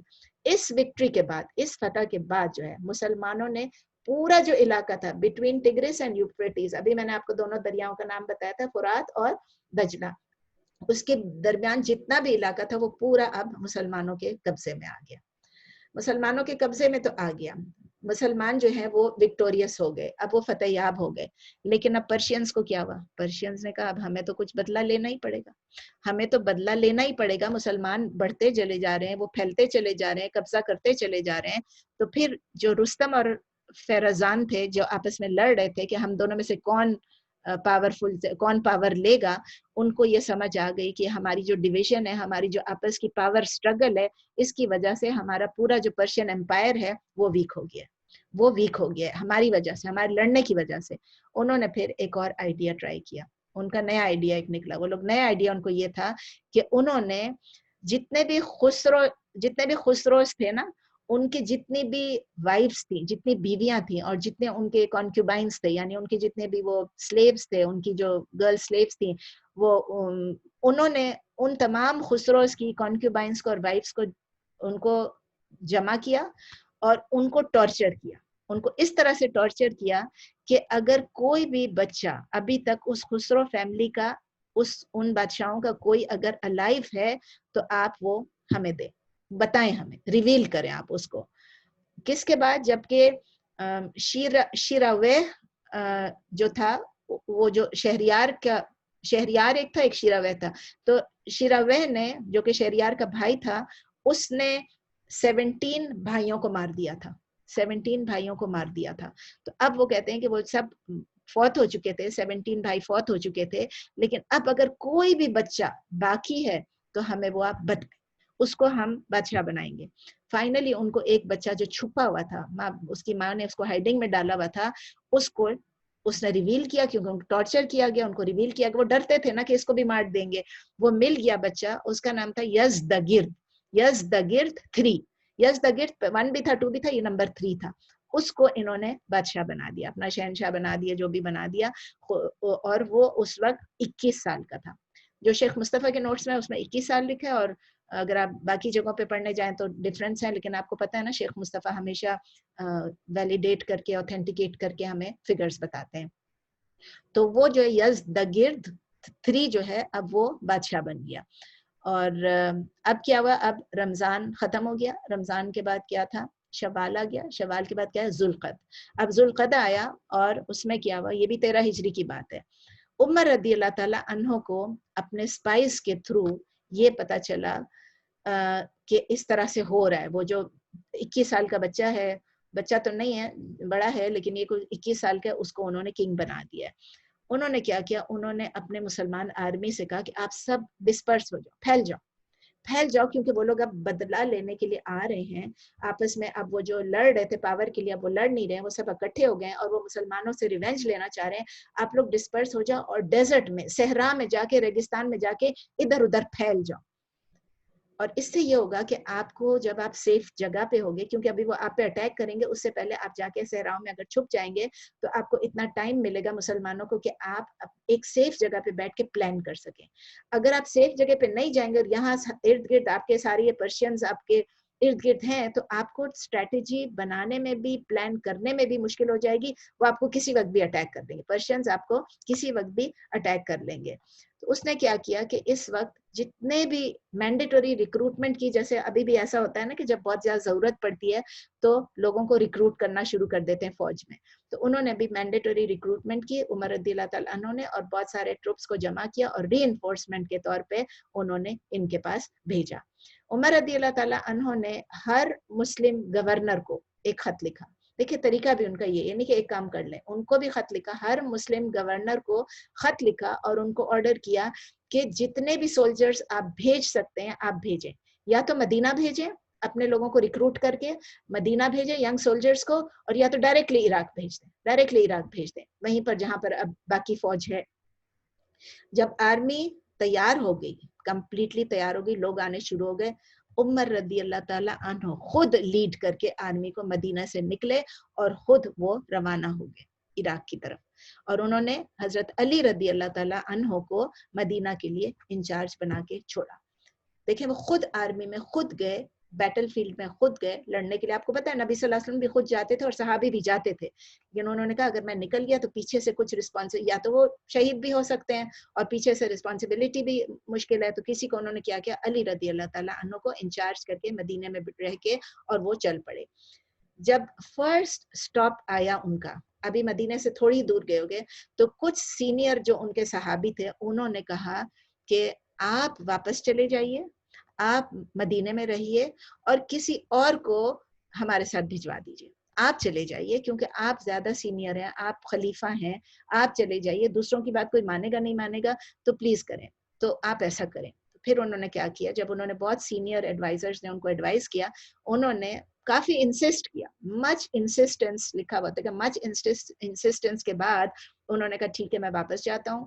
وہ واپس گئے مدینہ اور انہوں نے کس کو اپوائنٹ کیا, سعد ابن ابی وقاص. آپ کو پتا ہے نا سعد ابن ابی وقاص یہ بھی نبی صلی اللہ علیہ وسلم کے صحابی تھے, ان کو آرمی کے اوپر اپوائنٹ کر کے اور ان کے ساتھ عراق بھیجا فوج کو. جانے سے پہلے ابھی فوج روانہ نہیں ہوئی ہے, حضرت عمر رضی اللہ تعالیٰ عنہ ان سے کہتے ہیں یہ میں آپ کو کچھ ایڈوائس دینا چاہتا ہوں, اللہ کی طرف سے, اللہ کی مدد سے کبھی بھی آپ لوگ اوور کانفیڈنٹ نہ ہو جانا. اللہ کی مدد آتی ہے لیکن آپ اوور کانفیڈنٹ نہیں ہو جانا کہ ہمیں اللہ کی مدد ضرور پہنچے گی. اللہ جو ہے وہ ایول کو ایول سے, شر کو شر سے ختم نہیں کرتا ہے. اللہ تعالیٰ جو ہے وہ ایول کو خیر سے, شر کو خیر سے, یا ایول کو گڈ سے ختم کرتا ہے. یہ اللہ کا طریقہ ہے. اللہ نے قرآن میں بھی لکھا ہے کہ ایول کو ایول سے مت کنفرنٹ کرو, اگر کوئی شر ہے تو آپ اس کو خیر سے اس کو ایلیمینیٹ کرو. کانفیڈنٹ مت ہونا, اوور کانفیڈنٹ ہے نا, اوور کانفیڈنٹ مت ہونا کہ اللہ کی مدد آئے گی ہی آئے گی اور ہمارے پاس ہی آئے گی.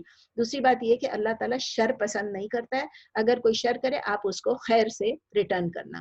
پھر یہ بھی کہا کہ اللہ تعالیٰ کی ریلیشن شپ جو ہے وہ یہ نہیں ہے کہ آپ کا نام مسلمان ہے, آپ مسلمان ہیں تو وہ بس آپ کی مدد ضرور ہوگی, اللہ تعالیٰ ضرور آپ کی مدد کرے گا. اللہ تعالیٰ کی ریلیشن شپ صرف اوبیڈینس سے.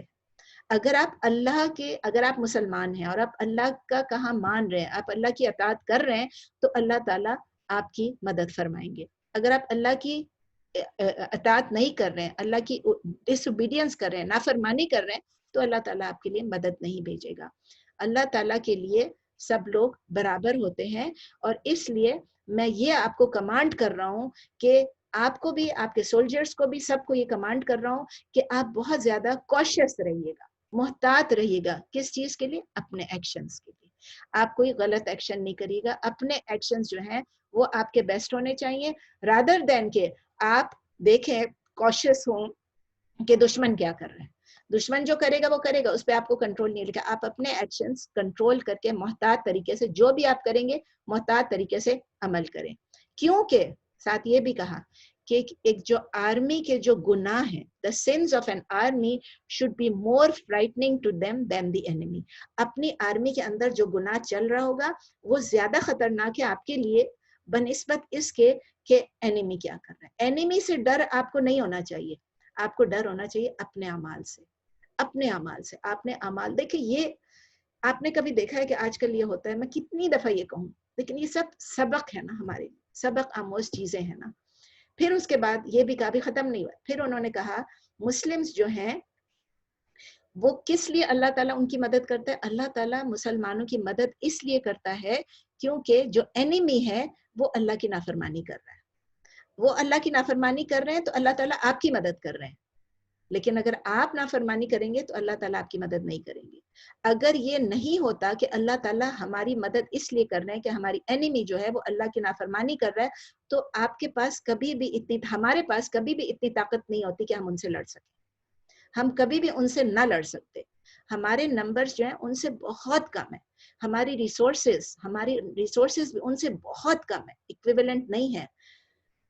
اگر ہماری ریسورسز کم ہے اور اگر ہم ڈس اوبیڈینس میں ان کے برابر ہو جائیں, ڈس اوبیڈینس میں ہم ان کے برابر کرنے لگ جائیں, تو پھر وہ ہم سے اسٹرانگ ہو جائیں گے. ان کے پاس ریسورسز ہیں, ان کے پاس لوگ زیادہ ہیں, اسٹرینتھ زیادہ ہے, ان کے پاس ریسورسز زیادہ ہیں, ان کے پاس آرمز وغیرہ سب زیادہ ہیں, ہاتھی وغیرہ سب ہیں. اور اگر ہماری ڈس اوبیڈینس بھی ان کے برابر ہو جاتی ہے تو وہ ہم سے زیادہ اسٹرانگ ہوں گے. اس لیے ہماری مدد ہوگی ہمارے اخلاق, ہمارے کردار, ہمارے ورچو سے, ہمارے اچھے کاموں سے, ہماری اسٹرینتھ کی وجہ سے نہیں. ہماری اسٹرینتھ کی وجہ سے نہیں ہوگی. اگر ہمیں اللہ مدد کرے گا تو وہ ہمارے اچھے کردار, اچھے اخلاق, اچھے اعمال سے کرے گا. اور پھر یہ کہا, پھر بھی جا کے ختم نہیں کہا, کوئی ایسی حرکت نہیں کرنا کہ any act of disobedience, کو بھی اللہ کی نافرمانی کی کوئی بھی حرکت نہ کرنا جب کہ تم اللہ کی راہ میں لڑ رہے ہو. اللہ کی راہ میں لڑ رہے ہو اور تم اللہ کی نافرمانی کرو گے تو اللہ, یہ کیا بات ہوئی. ہمارے پاس تو یہ تھا, اللہ کی راہ میں لڑ بھی رہے ہوتے ہیں, ہم کہتے ہیں اللہ کی راہ میں, لیکن پھر ہم اپنے اس کو بھول جاتے ہیں نا کہ اللہ کی فرمانبرداری کیسے کرنی ہے. ایک اور بات کہی, یہ کبھی بھی مت کہنا کہ ہمارا جو دشمن ہے وہ ہم سے بدترین ہے اور اسی لیے اس کو اللہ تعالیٰ مدد نہیں کرے گا, اس کا ہاتھ اونچا ہوگا, وہ ہم سے بدترین. He is worse than us. Our enemy is worse than us and that's why they will not have the upper hand. ان کا ہاتھ اونچا نہیں ہوگا, وہ نہیں کامیاب ہوں گے کیونکہ وہ ہم سے ورس ہیں. پھر کہتے ہیں ایسا بھی وقت تھا جب کہ وہ نیشنز تھے, ایسی قومیں تھیں کہ جو بہت ورس تھیں, لیکن اللہ تعالیٰ نے ان کو اتھارٹی دے دی, اللہ تعالیٰ نے ان کو کامیابی دے دی ان لوگوں پر جو ان سے بہتر تھے. اللہ نے دیا نا, کامیابی دی تھی نا. اور پھر اللہ تعالیٰ کہتے ہیں جیسے کہ مجوسی لوگ تھے, میجینز, بنی اسرائیل کی بات ہو رہی ہے کہ جو مجوسی لوگ تھے ان کو اللہ تعالیٰ نے پاور دے دی. کس کے اوپر؟ بنی اسرائیل کے اوپر. کیوں دی؟ کیونکہ بنی اسرائیل جو تھی وہ اللہ تعالیٰ کی نافرمانی کر رہے تھے. پھر کیا ہوا, وہ جو میجینز تھے, وہ جو مجوسی تھے, انہوں نے ان کی سٹیز کو, ان کے شہروں کو پورا سویپ کر دیا.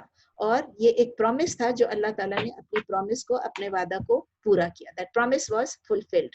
تو آپ اللہ سے یہ ہیلپ مانگے, اللہ سے مدد مانگے, اور ایسے ہیلپ مانگے اپنے لیے جیسے کہ آپ اپنے لیے تو ہیلپ مانگ رہے ہیں, لیکن آپ اللہ سے اس طرح ہیلپ مانگے جب آپ اپنی انیمی کے اگینسٹ ہیلپ مانگے. او اللہ, آپ ask Allah to help you against yourselves also, کہ مطلب اللہ ہم کو نافرمانی سے بچا لے. یا اللہ ہم جس طرح وہ لوگ ہیں, جس طرح ہم ان کے لیے دعا کریں کہ وہ ہار جائیں, اسی طرح ہم اپنے لیے دعا کریں کہ اللہ ہم کو بچا کے رکھے کہ ہم اللہ کی نافرمانی کریں اور اللہ کی راہ میں پوری طرح سے لڑیں. سعد ابن ابی وقاص جو ہیں وہ پھر عراق میں پہنچے اور انہوں نے اپنی تمام مسلم جتنی بھی فوجیں تھیں ان کو سب کو جمع کیا, اور وہاں پر ایک جگہ تھی جس کا نام تھا, ایک ولیج تھا جس کو قادسیہ کہتے ہیں. قادسیہ جو کہ یوفریٹس ریور یعنی اس نہر فرات جو ہے اس کے ایسٹ سائڈ پہ, مشرق پہ, انہوں نے وہاں پر ادھر اپنے فورسز کو جمع کیا. اچھا, مثنہ آپ کو پتا نا, مثنہ پہلے انچارج تھے. اب تو یہ آ گیا نا سعد بن ابی وقاص, لیکن اس سے پہلے کون انچارج تھے یہاں پر؟ ابو عبید کی ڈیتھ ہو چکی تھی, شہید ہو چکے تھے, اور مثنہ اب یہاں پر انچارج تھے. تو سعد اب جو ہوا مثنہ جو تھے उनको एक वुंड ऐसा था, एक जख्म ऐसा था कि जो खुल गया था, खुला हुआ था, और वो जिंदा नहीं रह सके, उस वुंड को बर्दाश्त नहीं कर सके और वो वफात पा गए, शहीद हो गए। जब वो शहीद हुए उससे पहले अभी वो वुंडेड थे, बहुत बुरी हालत में थे, उन्होंने साद इब्न अबी वक़ास से कहा कि आप उनकी जो लैंड्स हैं उनके बॉर्डर्स पे फाइट करिए, एक एडवाइस दिया, उनके बॉर्डर्स पे फाइट करिएगा ताकि आप उनके शहर में ना घुसें, बॉर्डर्स पे फाइट करें, ताकि अगर आपको रिट्रीट करना पड़े, पीछे हटना पड़े, तो आपके पास पीछे लैंड हो। अगर आप उनके अंदर घुस गए तो फिर, और दूसरे लैंड में आते वक्त बॉर्डर से क्रॉस करने के लिए पर्शियंस को भी मुश्किल लगेगा, लेकिन जो उनको डिटेल्स भी नहीं पता होंगी वहां की, लेकिन अपने लैंड में जब वो होंगे, आप अगर वहां घुसेंगे तो वो वहां पर कंफर्टेबल भी होंगे, उनको सब डिटेल्स भी पता होंगे और उनके लिए लड़ाई बहुत आसान हो जाएगी।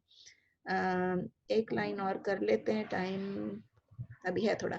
तो वहां पर 1 महीना रहे, वहां पर 1 महीना वो रहे, पूरा महीना, जब तक के पर्शियन आर्मीज जो थे फाइनली उन्होंने डिसाइड किया कि अब हम आगे आते हैं, आगे आके, क्योंकि ये इधर रुके हुए हैं, वो उधर रुके हुए हैं, पर्शियन आर्मी फिर आई अटैक करने के लिए।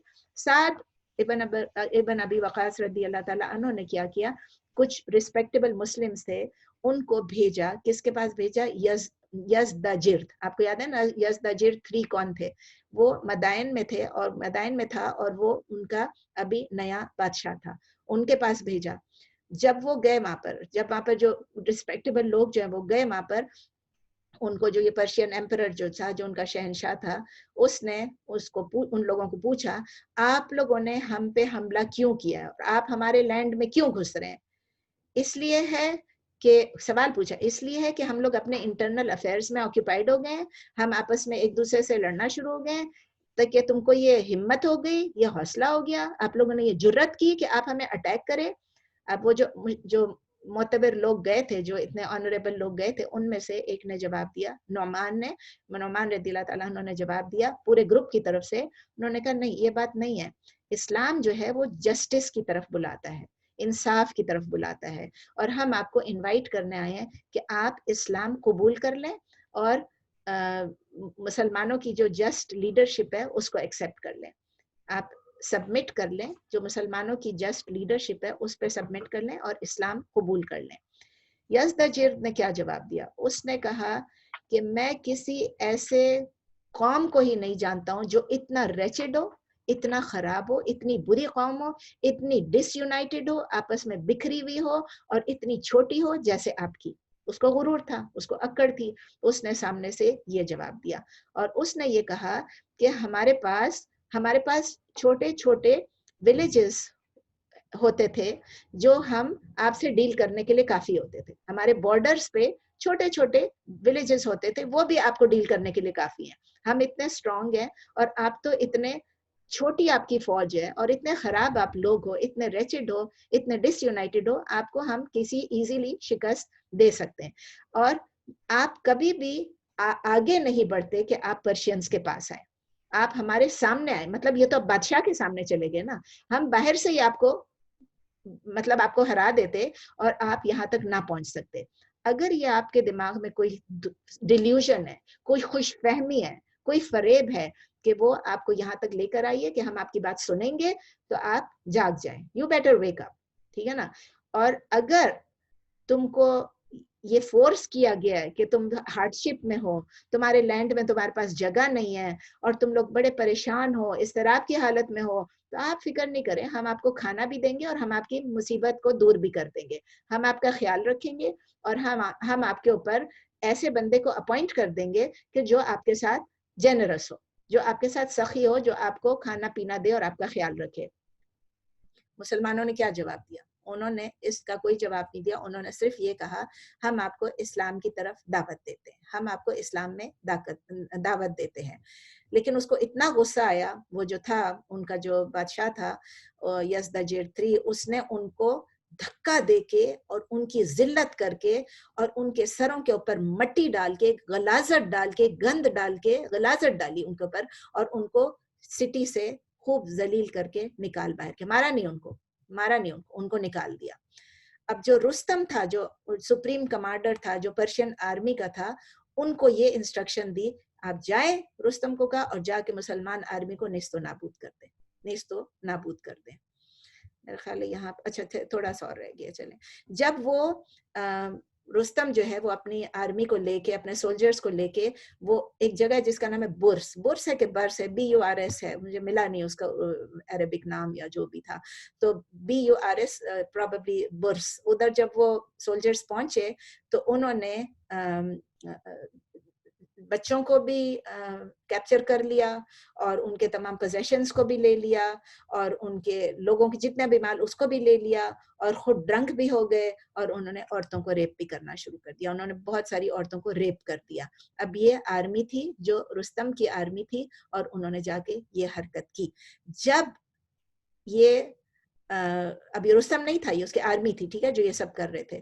جب ولیجرز نے، وہ لوگوں نے، جب انہوں نے کمپلین کیا رستم کو کہ دیکھیں یہ آپ کی فوج آئی ہے اور انہوں نے ہمیں بچوں کو بھی وہ کیا ہے، ہمارے مال دولت بھی لے لیا ہے اور ہمارے عورتوں کو ریپ بھی کیا ہے، تو رستم کو بہت غصہ ہے. اس نے اپنے جو سینئر آرمی کے لوگ تھے ان کو بہت غصہ کیا، ان کو کہا کہ تمہاری اتنی امورل انڈیسنٹ بیہیویئر یا فحش بیہیویئر ہے تو یہ بہت غلط بات ہے. لیکن جب ان کو بولا تو وہ آرمی والے جو تھے وہ سمجھ لیں کہ جیسے نہیں کہتے ہیں کسی بہرے کو کچھ بات کرو یا کسی اندھے کو کوئی چیز دکھاؤ، وہ غصے ہو گئے اور رستم کو کہنے لگے کہ ابھی ہمیں اسٹرینتھ کی ضرورت ہے اور آپ جو ہے اپنی ویکنس دکھا رہے ہیں، آپ جو ہے اپنی ویکنس دکھا رہے ہیں، آپ اتنے کمزور ہیں کہ آپ ان کی بات سن رہے ہیں. ٹھیک ہے، یہاں تک ابھی پہنچتے ہیں اور انشاءاللہ نیکسٹ ٹائم پھر آگے ہم شروع کریں گے. ایک اور بیٹل ہے جو بیٹل آف قادسیہ ہے، ٹھیک ہے نا. تو یہاں پر اگر آپ کو کوئی سوال ہے تو پوچھ لیں، انشاءاللہ میں جواب دوں گی. اپنا جس کو سوال پوچھنا ہے اپنی مائک آن کر کے پوچھ لیں. السلام علیکم ورحمۃ اللہ وبرکاتہ. وعلیکم السلام نورین. جزاکم اللہ خیر کثیرا، ماشاء اللہ، بارک اللہ فی. یہ جو حضرت عمر رضی اللہ تعالیٰ عنہ کے جو پوائنٹ تھے نصیحت کے، یہ کہیں ملیں گے آپ کو؟ معلوم ہے کسی حدیث کی بک میں یا عربی کے؟ That is really a good point کہ آپ پوائنٹ تو میں بھیج دوں گی آپ کو انشاءاللہ، کاپی کر کے نا، اس کو اپنے نوٹس میں سے کاپی کر کے بھیج دوں گی. اور میں نے آپ کو بتایا نا، پہلے بھی آپ نے بکس کا پوچھا تھا، میں نے آپ کو بتایا تھا کہ شیخ مصطفیٰ کا جو مین ہے، انہوں نے 2 چیزوں میں سے آپ کو 2 نام آپ کو بتائے تھے کہ اس میں سے انہوں نے لیا، اور میری اپنی جو کتاب تھی اس میں جو ہے وہ بھی میں نے 3 بکس کے نام آپ کو بتائے تھے. اگر آپ جائیں گی نا، میں نے ایکسپیرینس کر لیا ہے کہ جب میں وکیپیڈیا جاتی ہوں، گوگل جاتی ہوں، نام ڈالتی ہوں، آپ یقین کریں جو میں نے شروع میں آپ کو پہلے دن بتایا تھا نا کہ شیخ مصطفیٰ فیلٹ دا نیڈ کہ ایک کتاب لکھیں، کیونکہ history books are very very confusing. آپ کو پتہ ہے ہر بندہ اپنے پوائنٹ آف ویو سے لکھتا ہے، اپنے پوائنٹ آف ویو سے لکھتا ہے. جس نے لکھا ہے اس نے اپنے پوائنٹ آف ویو سے لکھا ہے، اور جو مسلمان نہیں ہے وہ تو پھر مسلمانوں کو جس طرح بھی مرضی ٹریٹ کر لے وہ اپنی طرف سے لکھیں گے، اور جو اور لکھیں گے، جو پرشینز لکھیں گے وہ اپنی طرف سے لکھیں گے، جو رومی لکھیں گے وہ اپنی طرف سے لکھیں گے. ہسٹری بکس حدیث کی بکس کی طرح نہیں ہے کہ ان کی اتنی اسکروٹن ہو، ان میں سے ویریفیکیشن ہو، اتھینٹیکیشن ہو، پتہ نہیں چلتا کیا صحیح ہے کیا غلط ہے. اور وہی شیخ مصطفیٰ کہہ رہے تھے کہ جو اسٹوڈنٹ ہوتا ہے وہ خود کنفیوز ہو جاتا ہے. یہ بہت خوبصورت ہیں یہ چیزیں، یہ شیخ مصطفیٰ نے کوٹ کی ہوئی ہیں، اور میں کوٹیشن بھی دیکھ لوں گی کہ اگر کوئی اس میں لکھا تھا کہ کس کی بک میں سے ہے تو میں آپ کو انشاءاللہ اسی پہ بھیج دوں گی انشاءاللہ یہ تمام باتیں. لیکن واقعات کی اوتھینٹسٹی تو بہرحال ہمیں ملتی ہے نا، یہ علیحدہ بات ہے کہ ہر کوئی اپنے جی Sheikh Mustafa will not write something in his book جو کہ انہوں نے اوتھینٹیکیٹ نہیں کی. ٹھیک ہے نا، ٹھیک ہے، وہ بھی انسان ہے، غلطی ہر سے ہو سکتی ہے کبھی، لیکن انہوں نے بہت مشکل سے اوتھینٹیکیٹ کر کے. جب میں اپنی بکس بھی پڑھنے جاتی ہوں جس سے میں نے کیا تھا، میں نے شاید آپ کو بتایا تھا ایک بک تھی میری تاریخ اسلام، پاکستان کی تھی، مسعود الحسن شاید نام تھا ان کا. جب میں شریعہ کا کورس کر رہی تھی ان کینیڈا، اس وقت ہماری بک دوسری تھی، لیکن اس وقت میں نے کہا میں پاکستان کی بک، چونکہ اس میں ذرا زیادہ ڈیٹیل میں ہوتا تھا تو میں وہ پڑھوں. تو اس میں نے خلفاء کا اور پھر میں نے پوری ڈائناسٹیز کا بھی دوسرا بھی میں نے پڑھا کہ اس کے بعد جیسے پوری اس کے بعد بھی جو تاریخ اسلام اچھا خاصا بنو امیہ بنو عباس سب کا اس میں پورا تھا نا. تو وہ میں نے اس میں سے پڑھا تھا، لیکن اس میں اتنی چیزیں ہیں پتہ نہیں کیا صحیح ہے کیا غلط ہے. وہ ہے مسعود الحسن کا، وہ بھی آپ پڑھ سکتی ہیں. جی جزاک اللہ خیر. اور یہ پوائنٹ جو ہے یہ عربک میں ہے جو حضرت عمر رضی اللہ تعالیٰ عنہ کے انگلش میں لکھے ہیں؟ یہ شیخ مصطفیٰ نے تو انگلش میں ڈالے نا، میں نے انگلش کے نوٹ شیخ مصطفیٰ کے لیے نا، اور اس سے میں کر رہی ہوں. اردو میں میرے پاس نہیں ہے کچھ بھی اس میں سے. اور دوسرا میرا سوال یہ تھا کہ یہ ہم اتنی ماشاءاللہ یہ نالج ایک بالکل ڈفرینٹ ٹائپ آف نالج ہے نا، جو ہم ریگولر جیسے فقہ کا ہم پڑھ رہے ہیں یا ہم قرآن اور حدیث وغیرہ پڑھتے ہیں، تو لیکن یہ کہ اتنی زیادہ ہے کہ ہم اس کو یاد نہیں رکھ سکتے، بٹ سم ہاؤ فیل ہوتا ہے کہ کچھ ایسی چیزیں جو ہیں وہ ہمیں یاد رہنی چاہیے. تو اس میں آپ کیا ایڈوائز کرتی ہیں کہ کس طرح سے اس انفارمیشن کو ایبزارو کریں، کس طرح سے اس کے کچھ چیزوں کا ایٹ لیسٹ ہم یاد میں جیسے یہ قرآن و حدیث ہوتا ہے وہ یاد ہو جاتی ہیں ایزیلی. میں سمجھ گئی، کیونکہ مجھے خود بھی یہ چیزیں یاد تھوڑی رہیں گی، میرے سامنے لکھا ہوا اسی لیے یاد ہے نا، ورنہ تھوڑی یاد رہیں گی. تو یہ مجھے خود خیال آ رہا تھا، کل بھی میں نے سوچا، پرسوں بھی سوچا کہ میں یہ کرتی ہوں کہ شیخ مصطفیٰ کے جو نوٹس ہیں نا میرے پاس، وہ میں پورا کا پورا آپ لوگوں کو بھیج دیتی ہوں PDF. اس میں تمام نام بھی ہیں، اس میں تھوڑا اس سے زیادہ بھی ہوگا کیونکہ کچھ چیزیں میں نے اس میں سے ڈیلیٹ بھی کی ہیں، اس میں سارے ریفرنسز بھی ہوں گے، سب کچھ. That will be really good. جو چاہتا ہے، یا میں سب کو اس میں ڈال دیتی ہوں، جس کو چاہیے وہ بک پڑھ لیں شیخ مصطفیٰ کی. تو چونکہ آپ لوگوں نے مطلب جو ان کے اگر اسٹوڈنٹ ہے ان کی کلاس میں جو اٹینڈ کرتا ہے، جو فیس دے کے اٹینڈ کرتا ہے ریگولرلی CIU میں، ان کو تو وہ یہ نوٹس دیتے ہیں نا. مجھے صرف یہ کہ ان سے میں نے اجازت لینی ہے کہ میں اپنے اسٹوڈنٹس کو میں نے پڑھا دیا ہے، but can I share your notes with them. اگر وہاں کہیں گے تو انشاءاللہ میں آپ کو بھیج دوں گی، ٹھیک ہے نا. آئی ڈونٹ تھنک کہ وہ کسی چیز میں نہ بولیں گے. مجھے بھی یہی ہو رہا تھا کہ اتنی چیزیں یاد رکھنا، لیکن پھر میں یہ کہتی ہوں یہ سارے نام یاد رکھنا تو مشکل ہے، یہ جگہیں یاد رکھنا مشکل ہے. But basically we understand the concept کہ کتنا کچھ کر کے مسلمان جو لیڈرز تھے کس طرح سے جا کے انہوں نے کہاں پر انہوں نے یہ فتوحات کی، ٹھیک ہے نا. یہ ان کو فتوحات ہوئی، اور پھر اس کے بعد جو ان کو اتنی ساری جو کانکر کیا، اور کس طرح ان کا کردار تھا، اور جو غلطی کرتے تھے تو مانتے بھی تھے، اور کس طرح لوگوں کو وہ انکریج کرتے تھے، کس طرح لوگوں کو کس چیز پہ ڈسکریج کرتے تھے، اللہ کی نافرمانی سے ڈسکریج کرتے تھے. تو یہ سب چیزیں اگر ہم دیکھیں تو سبق تو ہمیں مل رہا ہے نا الحمدللہ. نام یاد نہیں رہیں گے، لیکن میں انشاءاللہ ان سے بات کر کے آپ کو دے دوں گی انشاءاللہ.